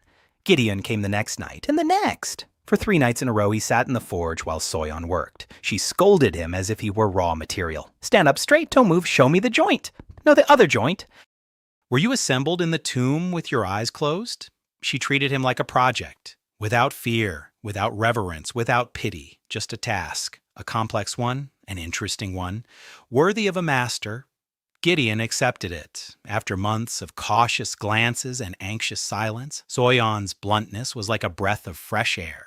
She didn't see a monster in him. She saw a mechanism, poorly assembled, in need of repair, but a mechanism, not a threat. By the 3rd night, the prosthesis was ready. Soyan slipped it onto the stump of his right arm. She tightened the straps. She snapped the cuff into place. She wiggled her fingers. The adamantine phalanges moved with difficulty. It felt strange, but they moved. She clenched her fist, unclenched it, clenched it again. Then she picked up the hammer. She walked over to the anvil. She inserted the hammer into the holder on the palm of the prosthesis. Click. The hammer fit like a glove. She lifted it, took aim, and struck. The clang of metal against metal echoed through the nighttime forge.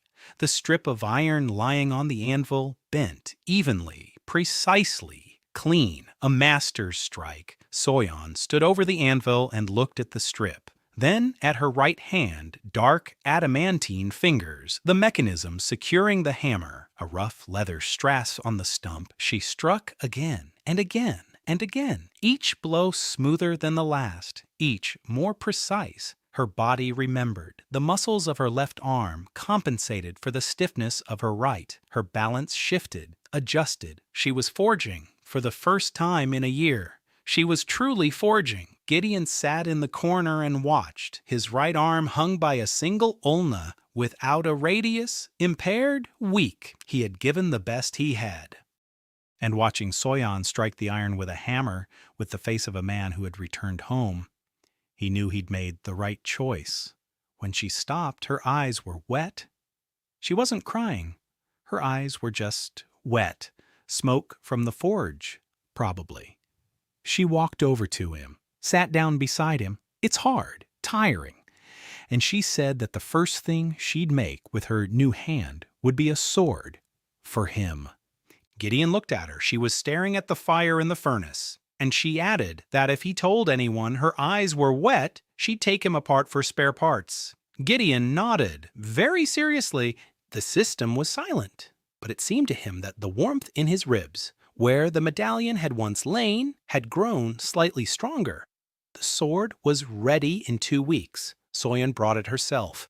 She arrived at the cave at dawn, alone, with a long bundle of oiled cloth in her left hand and a prosthetic on her right. She didn't ask for directions. Celine had left her markers on the trees, hunting signs that a casual traveler wouldn't notice. Soyan noticed them. She had the eyes of a master, details visible only to those accustomed to searching.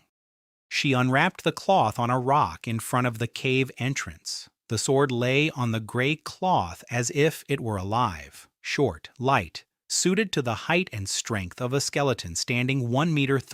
The blade was narrow, single-edged, with a fuller running its entire length for lightness. The hilt was wrapped in leather cord. The guard was simple, cross-shaped, and unadorned. A weapon for practical use, not a ceremonial weapon. Gideon picked up the sword. With his left hand, because his right was weakened without the radius bone. His fingers wrapped around the hilt. His bony grip took hold. The sword sat in his hand like an extension of his phalanges. The balance was perfect. Soyan knew her craft. He made a test swing, slow, cautious. The blade traced an arc through the morning air. His body remembered. 20 years of muscle memory, or rather bone memory. Stance, weight transfer, wrist angle, line of strike, everything was in place.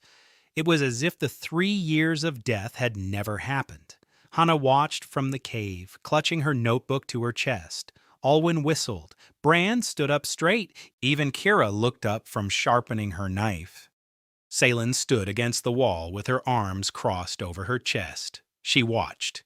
Gideon made a second swing, a third, a fourth, the basic forms of the order of the morning dawn. Dawn, noon, sunset, dusk, 4 forms, 4 directions of attack. The very foundation, what squires are taught in their first year, what he had drilled into Chiron thousands of times in the training yard. The sword sang through the air. Quiet, clean, the voice of fine steel. Gideon stopped. He looked at the blade, then at Soyan. She was leaning against a rock, smoking her pipe, pretending she didn't care. But her eyes followed his every move, the eyes of a master inspecting her own work. He said the sword was perfect. Soyan exhaled smoke and replied that of course it was perfect. She had made it. Then she added that there was a mark on the blade. Gideon turned the blade over.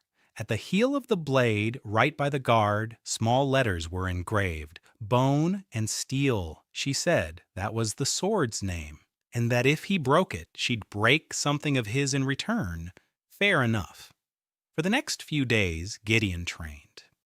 Every night, while everyone else slept, he would go out to a clearing in the forest and practice with the sword. His body felt different, weaker, smaller, lighter. He had to completely rethink everything he knew about fencing to adapt to his new physical limitations. Long, slashing strikes were impossible. He lacked the mass. Wide swings were dangerous. The momentum could spin him around or dislocate a joint. He developed a new style. Short thrusts, quick parries, working with the wrist, not the shoulder, making use of his short stature. His head was at the waist level of most opponents. This meant that his usual lines of attack wouldn't work. Slashing down from above was awkward. A horizontal strike would go higher. You have to bend down.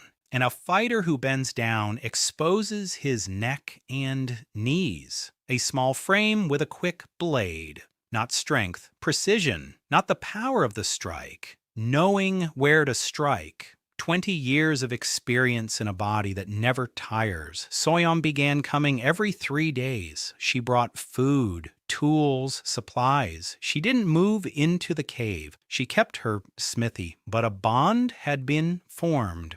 She repaired everything that broke: Kira's knife, Seelan's arrowheads, Olven's snare loops, and Gideon's bones. Yes, she repaired his bones, cracks, chips, loose joints. She approached it like repairing a mechanism. She examined them, clicked her tongue, complained about the quality of the material, cleaned out the crack with a file. She filled the gap with molten tin. She secured a loose phalanx with wire. Rough work, effective. Gideon sat on a rock while she fiddled with his ribs and thought it was a strange form of care. But it was care. Towards the end of the 3rd month, news arrived. Bad news.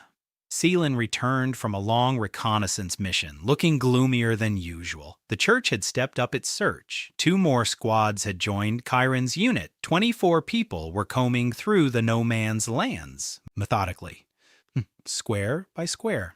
They found an old tower. They searched it. They found Hana's drawings on the walls, childish drawings of a skeleton and a little girl. Now they knew that the renegade skeleton was traveling with a child. That changed everything. The flyers had been updated. New text. The undead had kidnapped a child. The reward had been increased to 50 gold pieces. Anyone harboring the creature would be brought before an ecclesiastical court. Gideon listened. Every word fell into his skull like a stone into a well. They think he kidnapped Hannah, that he's holding the child against her will, that he's using her as a cover. It makes sense. From their point of view, it makes sense. Undead don't protect children. Undead devour children. So a skeleton with a child must be a kidnapper. It's simple. It's all wrong. Bran said they needed to go further, south, beyond the border of the no man's lands, to another kingdom where the church has no power. Alwyn agreed. Kira was silent. Salen shook her head. She said they could run, but they couldn't run forever. Sooner or later, they'd be caught. We need another solution. Gideon thought about it all night. By morning, his decision had taken shape. Don't run. Don't hide. Take action. If the church considers him a monster, he must show people that she's wrong. Not the church, people, ordinary peasants, hunters, merchants, to those who see the leaflets and believe them because they've seen nothing else. He must become a legend of a different kind, not a horror from the dungeon, but someone who comes and helps. Quietly, nameless, faceless, getting things done. Seelan looked at him, and for the first time ever she smiled, a genuine smile. With the tight, stern smile of a hunter who'd found the right trail, Soyeon forged the sword Bone and Steel for Gideon and began regularly helping the group by repairing Gideon's weapons and bones. The church intensified its search, accusing the skeleton of kidnapping a child and raising the reward to 50 gold pieces. Gideon decided not to run, but to take action. To become, for ordinary people, not the terror from the leaflets, but someone who comes and helps. The first village was called Homewood. It was small, 12 households on the edge of the no man's lands near the trade route. A fever had come from the south and claimed half the inhabitants, 2 children, 3 elderly people, and 4 adults. There was only 1 doctor for 3 villages, and he hadn't made it to Homewood yet. People were dying. Gideon learned about this from Celine. She had intercepted a merchant on the trade route. The merchant said that Homewood was sealed off, that no one was leaving or entering. That if the fever didn't subside within a week, the survivors would burn the village and leave. Gideon set out alone, at night, wearing a hooded cloak. He wasn't a doctor, but he'd been a commander for 20 years, and a commander in the field learns everything. How to bandage wounds, about herbs, and how to recognize signs of contaminated water. He remembered that this type of fever could be treated with a decoction of white willow bark and clean water. Lots of clean water. He found a willow tree by the river, an hour's walk away. He stripped the bark. He brought it back to the village. He left the sack of bark at the gate. Next to it, he placed a stone with a scratched-in inscription. White willow bark, boil it. Give it to the sick to drink. Do not drink water from the well. Take water from the stream further upstream. In the morning, the village elder found the sack. He read the inscription. He took a chance. 3 days later, the fever began to subside. A week later, the sick were back on their feet. No one died. No one knew who had left the sack. But the story spread through the villages. A traveler in the night, faceless, nameless. He left the medicine and left the second village, a border village. The ghouls had taken to stealing livestock. Every night, 2 or 3 would come out of the forest and slaughter goats. Then they began to approach the houses. The peasants were afraid to go out after sunset. The church patrol promised to come. They didn't come. They were busy searching for a renegade skeleton. Gideon arrived with a sword at night. The ghouls were small scavengers, not fighters. But to the peasants, with their pitchforks, they were deadly. For a skeleton with 20 years of experience and a Soyon sword, they were a 10-minute job. He killed 4 of them. The 5th got away. He piled the bodies by the village gate. Next to them, he stuck a stick with a rag tied to it into the ground. A simple sign, it's safe here. He left before dawn. The peasants found the dead ghouls in the morning. Who killed them? No one saw him. But the footprints on the ground were strange, light, with no indentations from heels, as if someone almost weightless had walked there. The 3rd village, the 4th, the 5th. In a month, Gideon had visited 7 settlements. In one, he killed a ghoul that had been terrorizing the yards for 3 weeks. In another, he left a bundle of herbs for an intestinal ailment. In the 3rd, he repaired the bridge over the stream that had collapsed and cut the village off from the road. He repaired it at night. Alone, with his bony hands, he hauled logs and stones. By morning, the bridge stood crooked, rough, but it held a loaded wagon. Rumors spread quickly through the villages, along the roads, in the taverns. Someone walks at night, someone helps, asks for nothing in return, never shows his face, comes, does, leaves. Some called him a ghost, others a forest spirit, still others an angel of the Almighty. Peasants are a practical lot. They don't care who repairs the bridge or kills the ghouls. The main thing is that the bridge stands and the ghouls are gone. The church reacted differently. For her, the invisible helper was a problem. If people start believing that someone protects them better than paladins, it undermines the church's authority. Chiron received a new order to find and destroy not just the heretic skeleton, the one behind the rumors of the Night Protector. Because the church had already linked the 2 images together. The heretical skeleton and the Night Protector are one and the same creature, a beast that fakes good deeds to deceive the common folk. A classic interpretation: undead are soulless. Therefore, the undead cannot be good. Therefore, any good deed from the undead is a deception. Any deception from the undead is heresy. Heresy must be purified by fire. The logic is as closed as a loop. Gideon knew this logic. He himself taught it when he was a knight.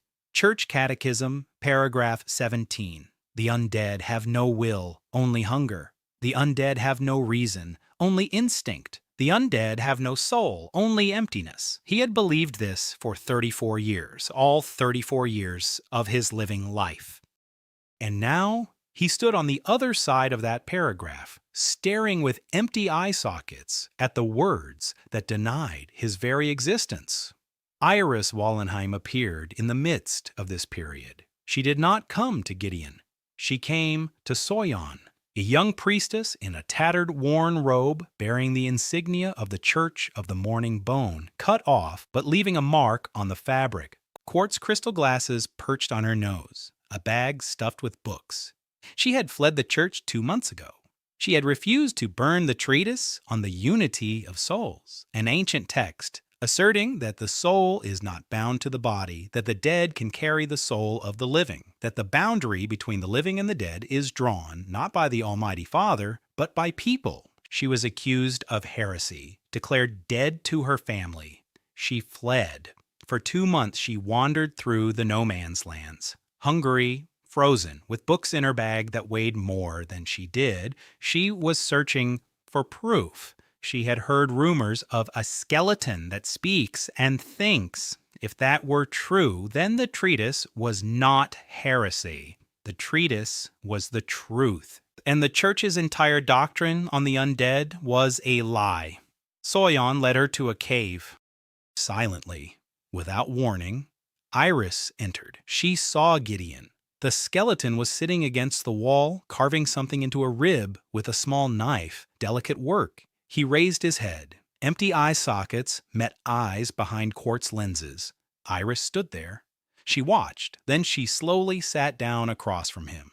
She took a book out of her bag, opened it, ran her finger along a line of text, and quoted, "The soul is what chooses, not what breathes." Gideon looked at her, at the book, at her slender fingers on the yellowed page. He asked if she believed it. She said she'd come to check. He held out his hand to her, palm up, just as he'd held it out to Hannah in the tomb. Iris took his hand, cold bones and warm fingers. She held his hand and looked at the joints, at the cracks filled with tin, at the phalanx with the scar, at the inscription on the ulna, Mila Varden. Then she looked up, and she cried, quietly, soundlessly. Tears flowed from beneath the quartz lenses and fell onto the bony phalanges. She said she had found it. Proof, here, in the cold hand that had been extended not to strike, but to greet.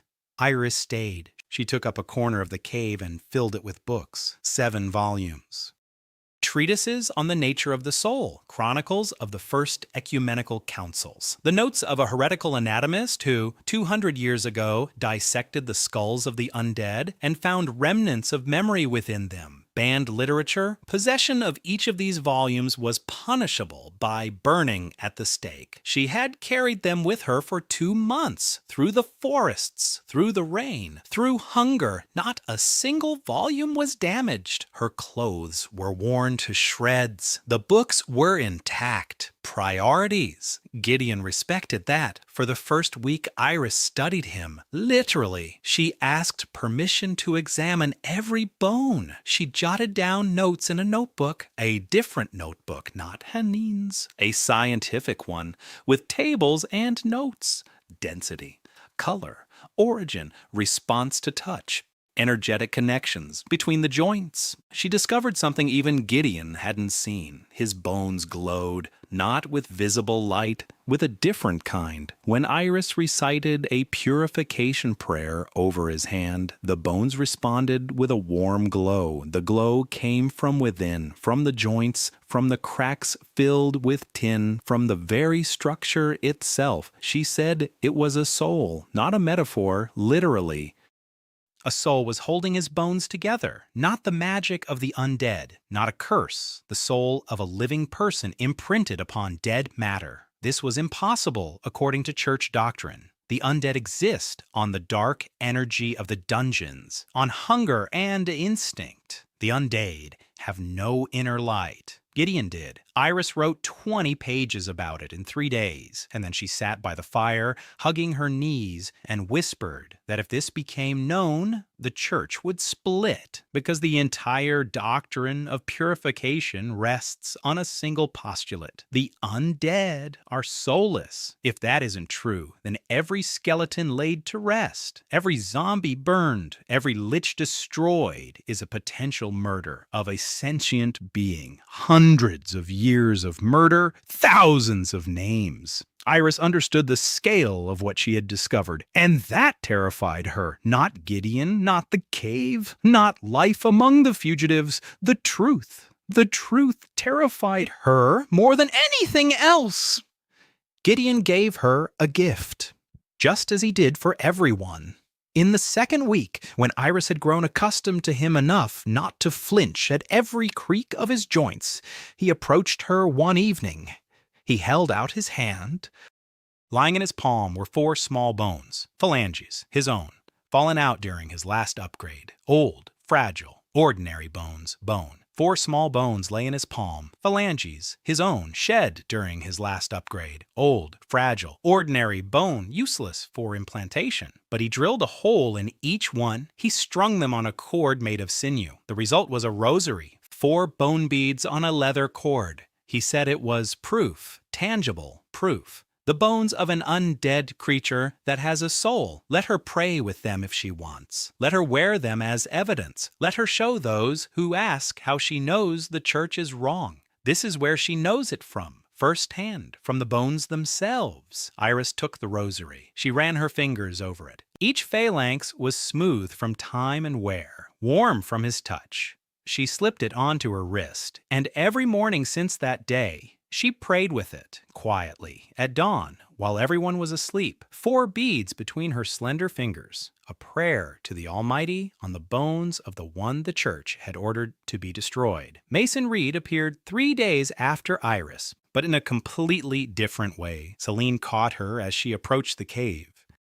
She tied her up, brought her to Gideon. Mason lay on the floor with her hands bound, cursing. 24 years old, a snake tattoo on her neck, a mercenary's leather armor, 3 knives, a rope, a vial of poison, a professional's kit. She'd come for the reward, 50 gold pieces for the renegade skeleton. She'd been tracking him for 2 weeks, found Soyon's smithy, followed Selene, made her way to the cave. The plan was simple. Go in, find the skeleton, cut off its head, bring it to the church, get the gold, leave. It didn't work out. Celine was the best tracker Mason had ever met. And Mason was angry enough to admit it out loud.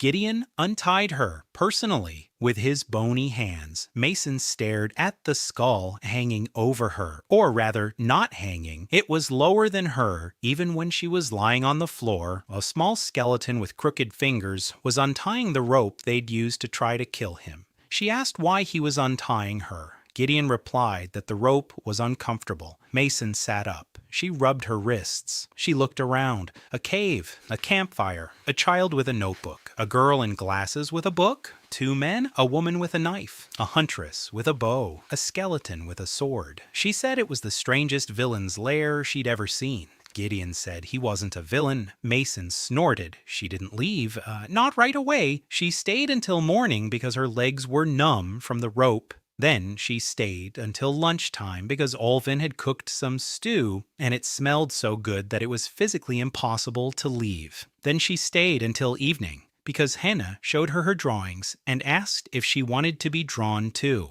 Then she stayed the night because walking through the no man's lands in the dark was foolish.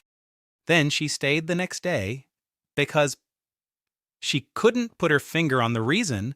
She just stayed. On the 3rd day, she told her story by the campfire, not to Gideon, to everyone, that in her youth she had betrayed her unit. She'd sold information about their route to an enemy gang for 20 gold pieces. 3 people died. She walked away with the money, and ever since then, she hasn't been able to stop betraying, selling, to take advantage. Because if you're already a traitor, what's the point of trying to be anything else? The silence after her words lasted a long time. Kira was the first to break it. She said that everyone has shit in their past, and that if everyone who's ever made a mistake had to keep making them forever, the world would have been empty long ago. Kira, who never spoke more than 3 words in a row. Gideon waited a week, then he acted. They destroyed the Archlich in an abandoned mine 2 days' journey away. A petty one, a weak one, but a lich, a high-ranking undead.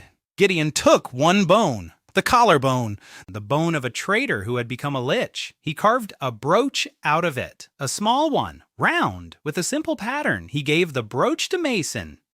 He said it was the bone of a traitor, transformed into protection for a friend. That let this be a beginning, not forgiveness. A beginning is more important than forgiveness. Forgiveness comes later, on its own. Mason took the brooch. She twirled it between her fingers, pinned it to her cloak over her heart, and for the first time in all these years, she looked at someone without calculation. She just looked at the skeleton, at the faceless skull, at the empty eye sockets, which, for some reason, held more warmth than all the living eyes she could remember. Kieran found them at the beginning of winter. It wasn't by chance. It was deliberate. He'd been tracking Gideon for 4 months. He followed the trail of nighttime visits to the villages, He questioned the peasants. He cross-referenced routes. He was a good hunter. Gideon himself had taught him. Kairin's squad had grown. 16 men, paladins, soldiers, an exorcist priest. They surrounded the cave at dawn. Professionally, all exits were blocked. The eastern slope, the river to the west, Selin spotted them an hour before the attack. She woke everyone up, quietly, quickly. Gideon assessed the situation. Both exits were blocked. There was no secret passage here. 16 fighters. Among them were paladins in full armor. His group, Selene, Mason, Bran, Alwyn, Kyra, Iris, Hana. 6 fighters, counting him. Hana and Iris aren't fighters. 4 against 16. No, he wouldn't fight. He never wanted to fight people, especially not people who believed they were doing the right thing. Especially not Karen. He ordered everyone to stay inside. He grabbed his sword, pulled on his cloak, went outside. Alone? It was a cold morning. The first snow lay in a thin layer on the stones. The soldier's breath rose in steam. Gideon wasn't breathing. There was no steam. Karen stood in the center of the semicircle, without a helmet. His face was gray from lack of sleep. His eyes were bloodshot. 4 months of pursuit. 4 months of unanswered questions. Why was the monster helping the villages? Why was he killing the undead? Why were the people near him alive and unharmed? Why was the child with him of his own free will? Karen raised his sword. He ordered them to surrender. His voice was steady, formal. But Gideon heard a crack in it, subtle, almost imperceptible. The voice of a man who was no longer sure of what he was doing. Gideon laid his sword on the ground, in front of him, blade pointing away from Karen, a gesture of complete surrender. Any knight of the order knows this gesture. He took off his cloak, the hood fell, a skull, eye sockets, a crack, a crooked jaw. A small skeleton stood before 16 armed men. Naked and unarmed, 1 meter 30, mismatched bones, tin patches, one arm missing the radius. The soldiers gripped their weapons tighter. The priest began a prayer. Karen stood and watched. Gideon spoke. He didn't try to explain. He didn't try to persuade him. He simply told Karen what he should have said 3 years ago, but hadn't had time to. He said he was to blame, that he'd gone to cover the retreat and hadn't returned. That he hadn't had time to teach him the most important thing. Not the shield, not the sword. The most important thing. That a knight is defined not by weapons or armor, not by the order or the church. A knight is defined by the one for whom he is willing to give his all. Karen listened. The sword in his hand trembled. He said it was impossible. That Gideon Ashton was dead. That an undead being could not be Gideon Ashton. That the doctrine forbade it. That paragraph 17. Gideon said he knew paragraph 17, that he himself had taught it, that he had believed in it for 34 years, that now he knew the paragraph was wrong, and that if Chiron wanted to test it, let him strike. He would not defend himself. Chiron swung. Gideon stood his ground. The sword stopped an inch from his cervical vertebra. Chiron held it with both hands. His hands were shaking. Sweat was streaming down his forehead. Gideon said, very quietly in his creaky, dead voice, "Hold your shield higher, kid. Keep your elbow closer to your ribs."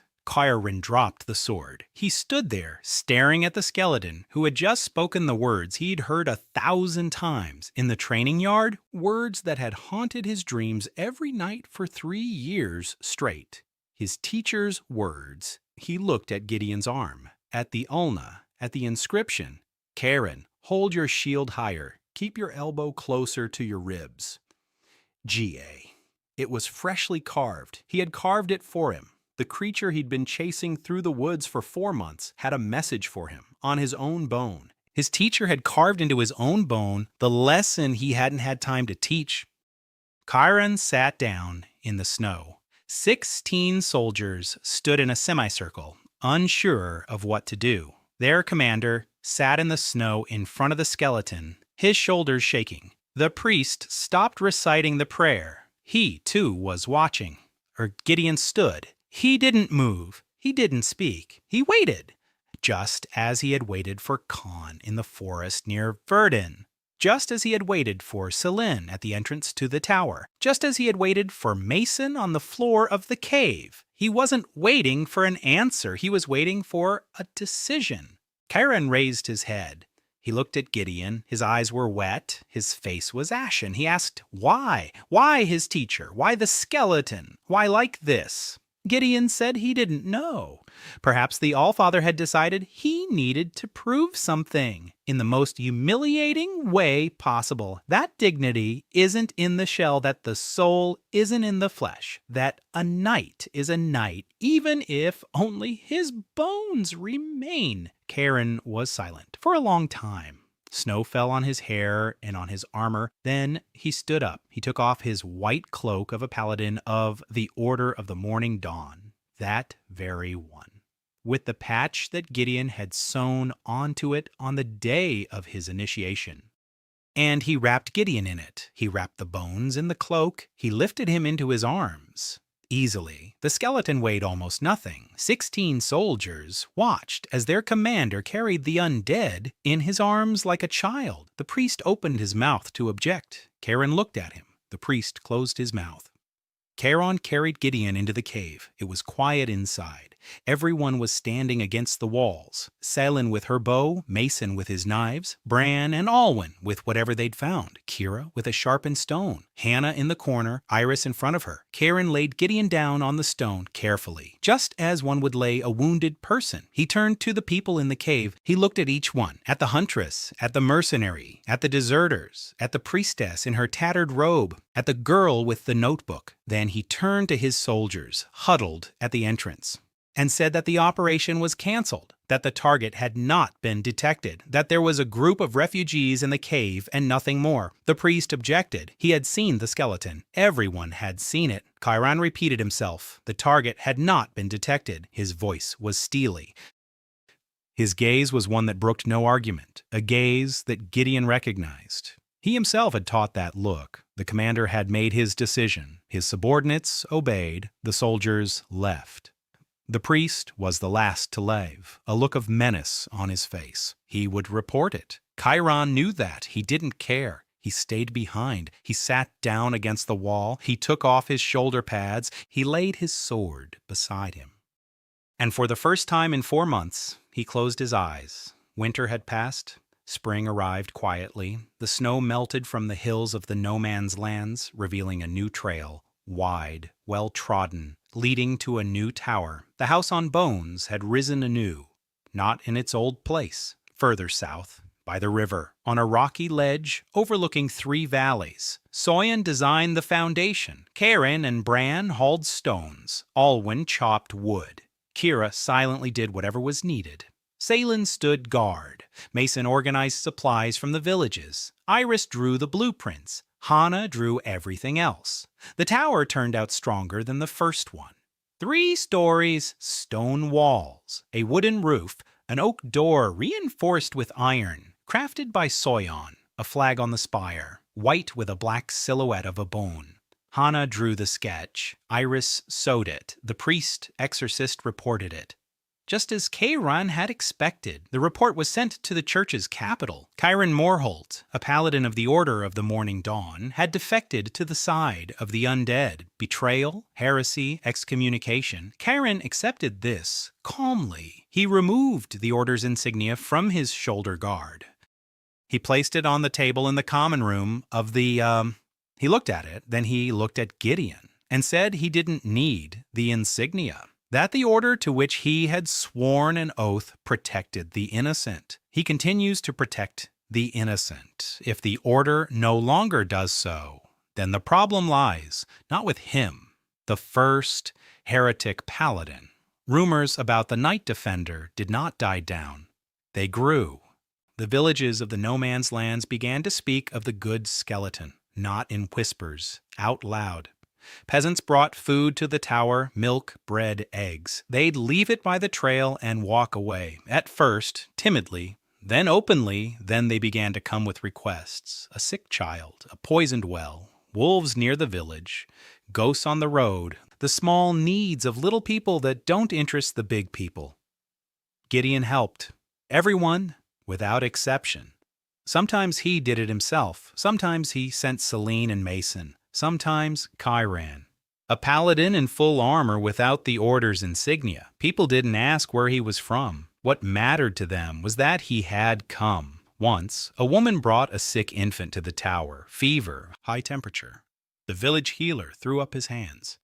The church priest told them to pray. The mother had walked 12 miles along a muddy road with the child in her arms, to the skeleton, because the skeleton helps. Iris examined the child. She knew healing, church training, herbs, decoctions, compresses. Gideon sat by her side all neat, the skeleton by the cradle. The mother looked at it and wasn't afraid. The child survived. By morning, the fever had broken. The mother took the baby and left. She turned around at the threshold. She looked at Gideon, and she bowed, not as if to a monster, not as if to a miracle, but as a person who had helped. Spring brought something else as well. Iris discovered a connection. The Great Bone Awakening. The rising bone kings, the growing undead. She compared the chronicles and found a pattern. The awakenings began at the same time as the appointment of the new supreme pontiff of the Church of the Morning Bone. A coincidence? Perhaps. She dug deeper. Anonymous tip-offs, church decrees, troop movements. Everything led to one man, Supreme Pontiff Orion Volenheim, her father. Gideon listened to her report in the silence of the night tower. Iris spoke evenly, without a tremor.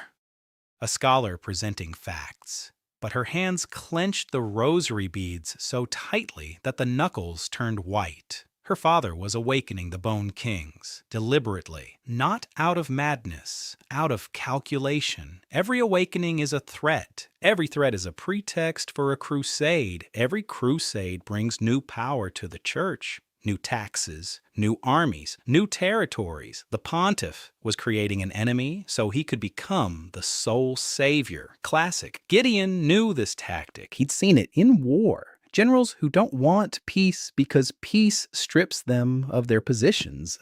The pontiff didn't want victory over the undead. He wanted eternal war. And Gideon was his mistake. The returning hero who refused to become a weapon, who refused to be a threat, who, instead of an army, gathered a family. Summer arrived, hot and oppressive. The church marched on the house of bones, not a detachment, an army. 200 soldiers, 12 paladins, exorcist priests. The pontiff personally gave the order to destroy the nest of heresy, to burn the tower, to lay the skeleton to rest, to arrest all those involved. Trial, bonfire, purification. Karen found out 3 days later he still had people left in the order. Those who had doubts, those who saw that the church does not practice what it preaches. The information came at night. Gideon gathered everyone, 9 people, in the tower's stone room. Celine, Mason, Karen, Bran, Alwyn, Kira, Iris. Soyon came from the smithy. Hannah sat in the corner with a notebook. He told the truth. The army is coming. 200 against 9. There's nowhere to run. Fighting is pointless. He won't fight people, not even those who want to burn him. Iris stood up. She said there was another way, not a sword, not flight, the truth. She could prove that the pontiff was behind the awakening. Documents, chronicles, testimonies. If this became known to the kingdoms, the church wouldn't be able to hide it. A schism was inevitable. But for that, she needed an audience. Not with the priests, with the royal council, the continent's highest authority, the only body higher than the church. Karen said he could secure an audience. He has a name. He has a reputation. Even a disgraced paladin with 3 order awards has the right to demand a hearing before the council. But there's a condition. Gideon must appear in person, a skeleton, before the royal council, without a cloak. Without a hood, just as he is. Silence, a long silence. Gideon looked at Hannah. She was drawing something in her notebook. He peeked inside. She was drawing him, standing before a large table, without a cloak, a small skeleton before big people, a caption beneath the drawing. Uncle Bone isn't hiding.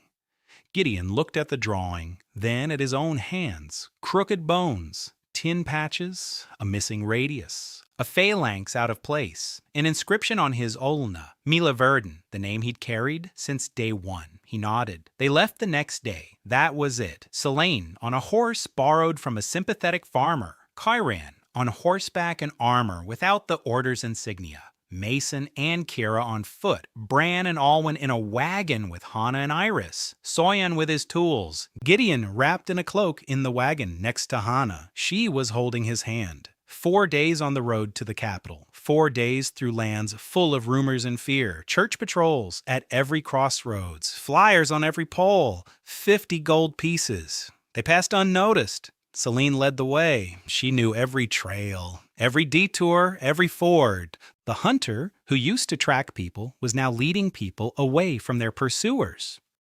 The capital greeted them with noise and filth, a big city, stone walls, thousands of people. The cathedral of the Morning Bone in the central square, white, enormous, with bone spires reaching into the sky, a symbol of everything Gideon had believed in for 34 years, a symbol of what now sought to destroy him.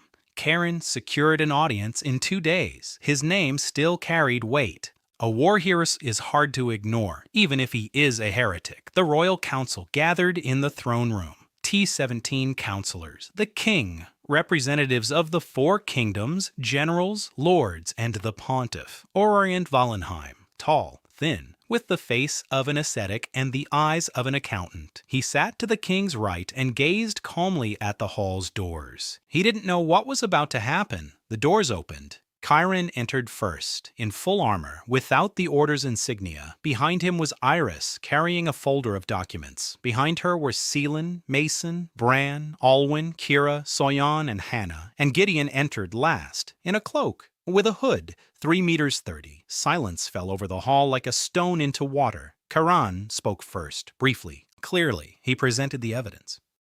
Iris laid out the facts, the chronicles, the documents, the connection between the pontiff's appointment and the start of the awakening. The pontiff listened. His expression did not change. He objected. Calmly, Argoed, the ravings of heretics and the words of a defector's daughter, unprovable. The court will sort it out, but for now there is an undead being in the hall. He pointed at Gideon. All eyes turned. The 12 counselors, the king, the generals, the lords, everyone was looking at the small figure in the cloak. Gideon stepped forward. He removed his hood. A skull in the light of the stained glass windows, empty eye sockets, a crack at the temple, tin patches.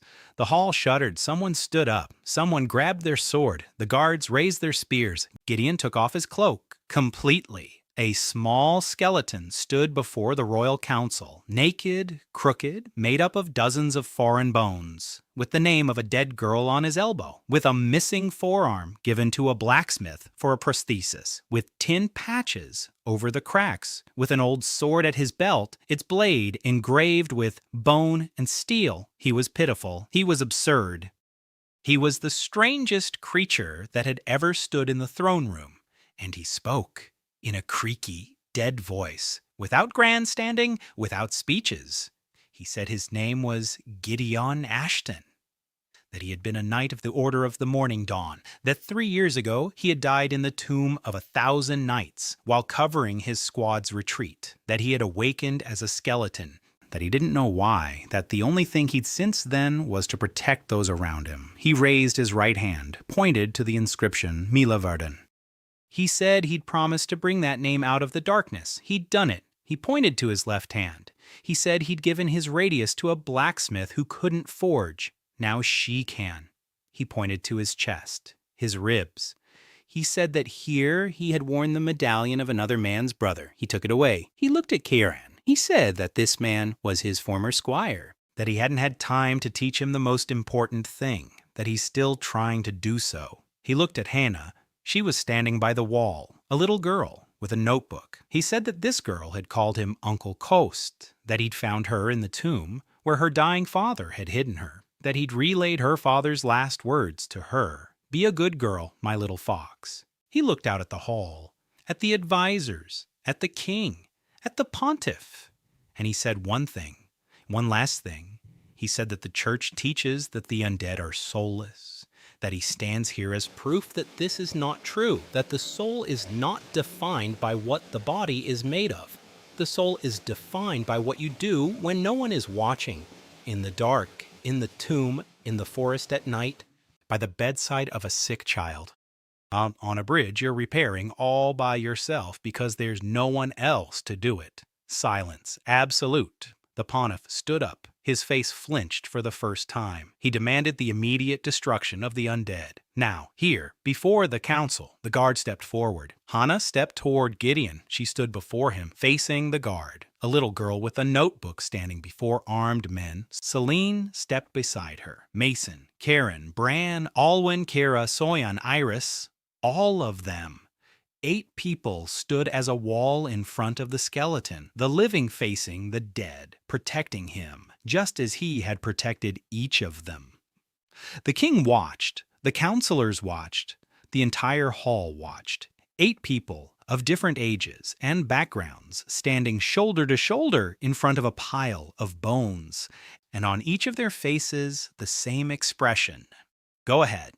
The king raised his hand. The guard stopped. He looked at the pontiff, then at Gideon, then at the people before him, and he said that the court would consider all the evidence. All of it, including that pertaining to the causes of the Great Awakening. The pontiff turned pale, for the first time during the entire session. This was not the end. This was the beginning. The trial would last for months. The evidence would be contested. The pontiff would fight. The church would split. There would be those who stood for the old doctrine and those who stood for the truth. It would be painful, long, and difficult. But the foundation had been laid. The skeleton removed his hood before the royal council, and the world saw. They returned to the house on bones a week later. The tower still stood intact. The army had been withdrawn pending the court's decision, temporarily, but temporarily is already a lot. That evening, Gideon sat on the roof of the tower and watched the sunset. Hannah sat beside him. She dangled her feet over the edge, a notebook on her lap. She was drawing, not the tower, not the skeleton, the sunset. Just the sunset, orange and quiet. Sounds drifted up from below. Soyan was scolding Bran for holding the workpiece crookedly. Alwyn was laughing. Kira was clattering with dishes. Celine was sharpening arrows. Mason was telling Karen something funny, and he was smiling for the first time in months. Iris was reading aloud from a book, a quiet voice in the warm evening air. Gideon was watching the sunset, at the sky, at the world that, 3 years ago, had cast him into the darkness as a pile of bones. The world that had wanted to burn him. The world in which he had found a home anyway.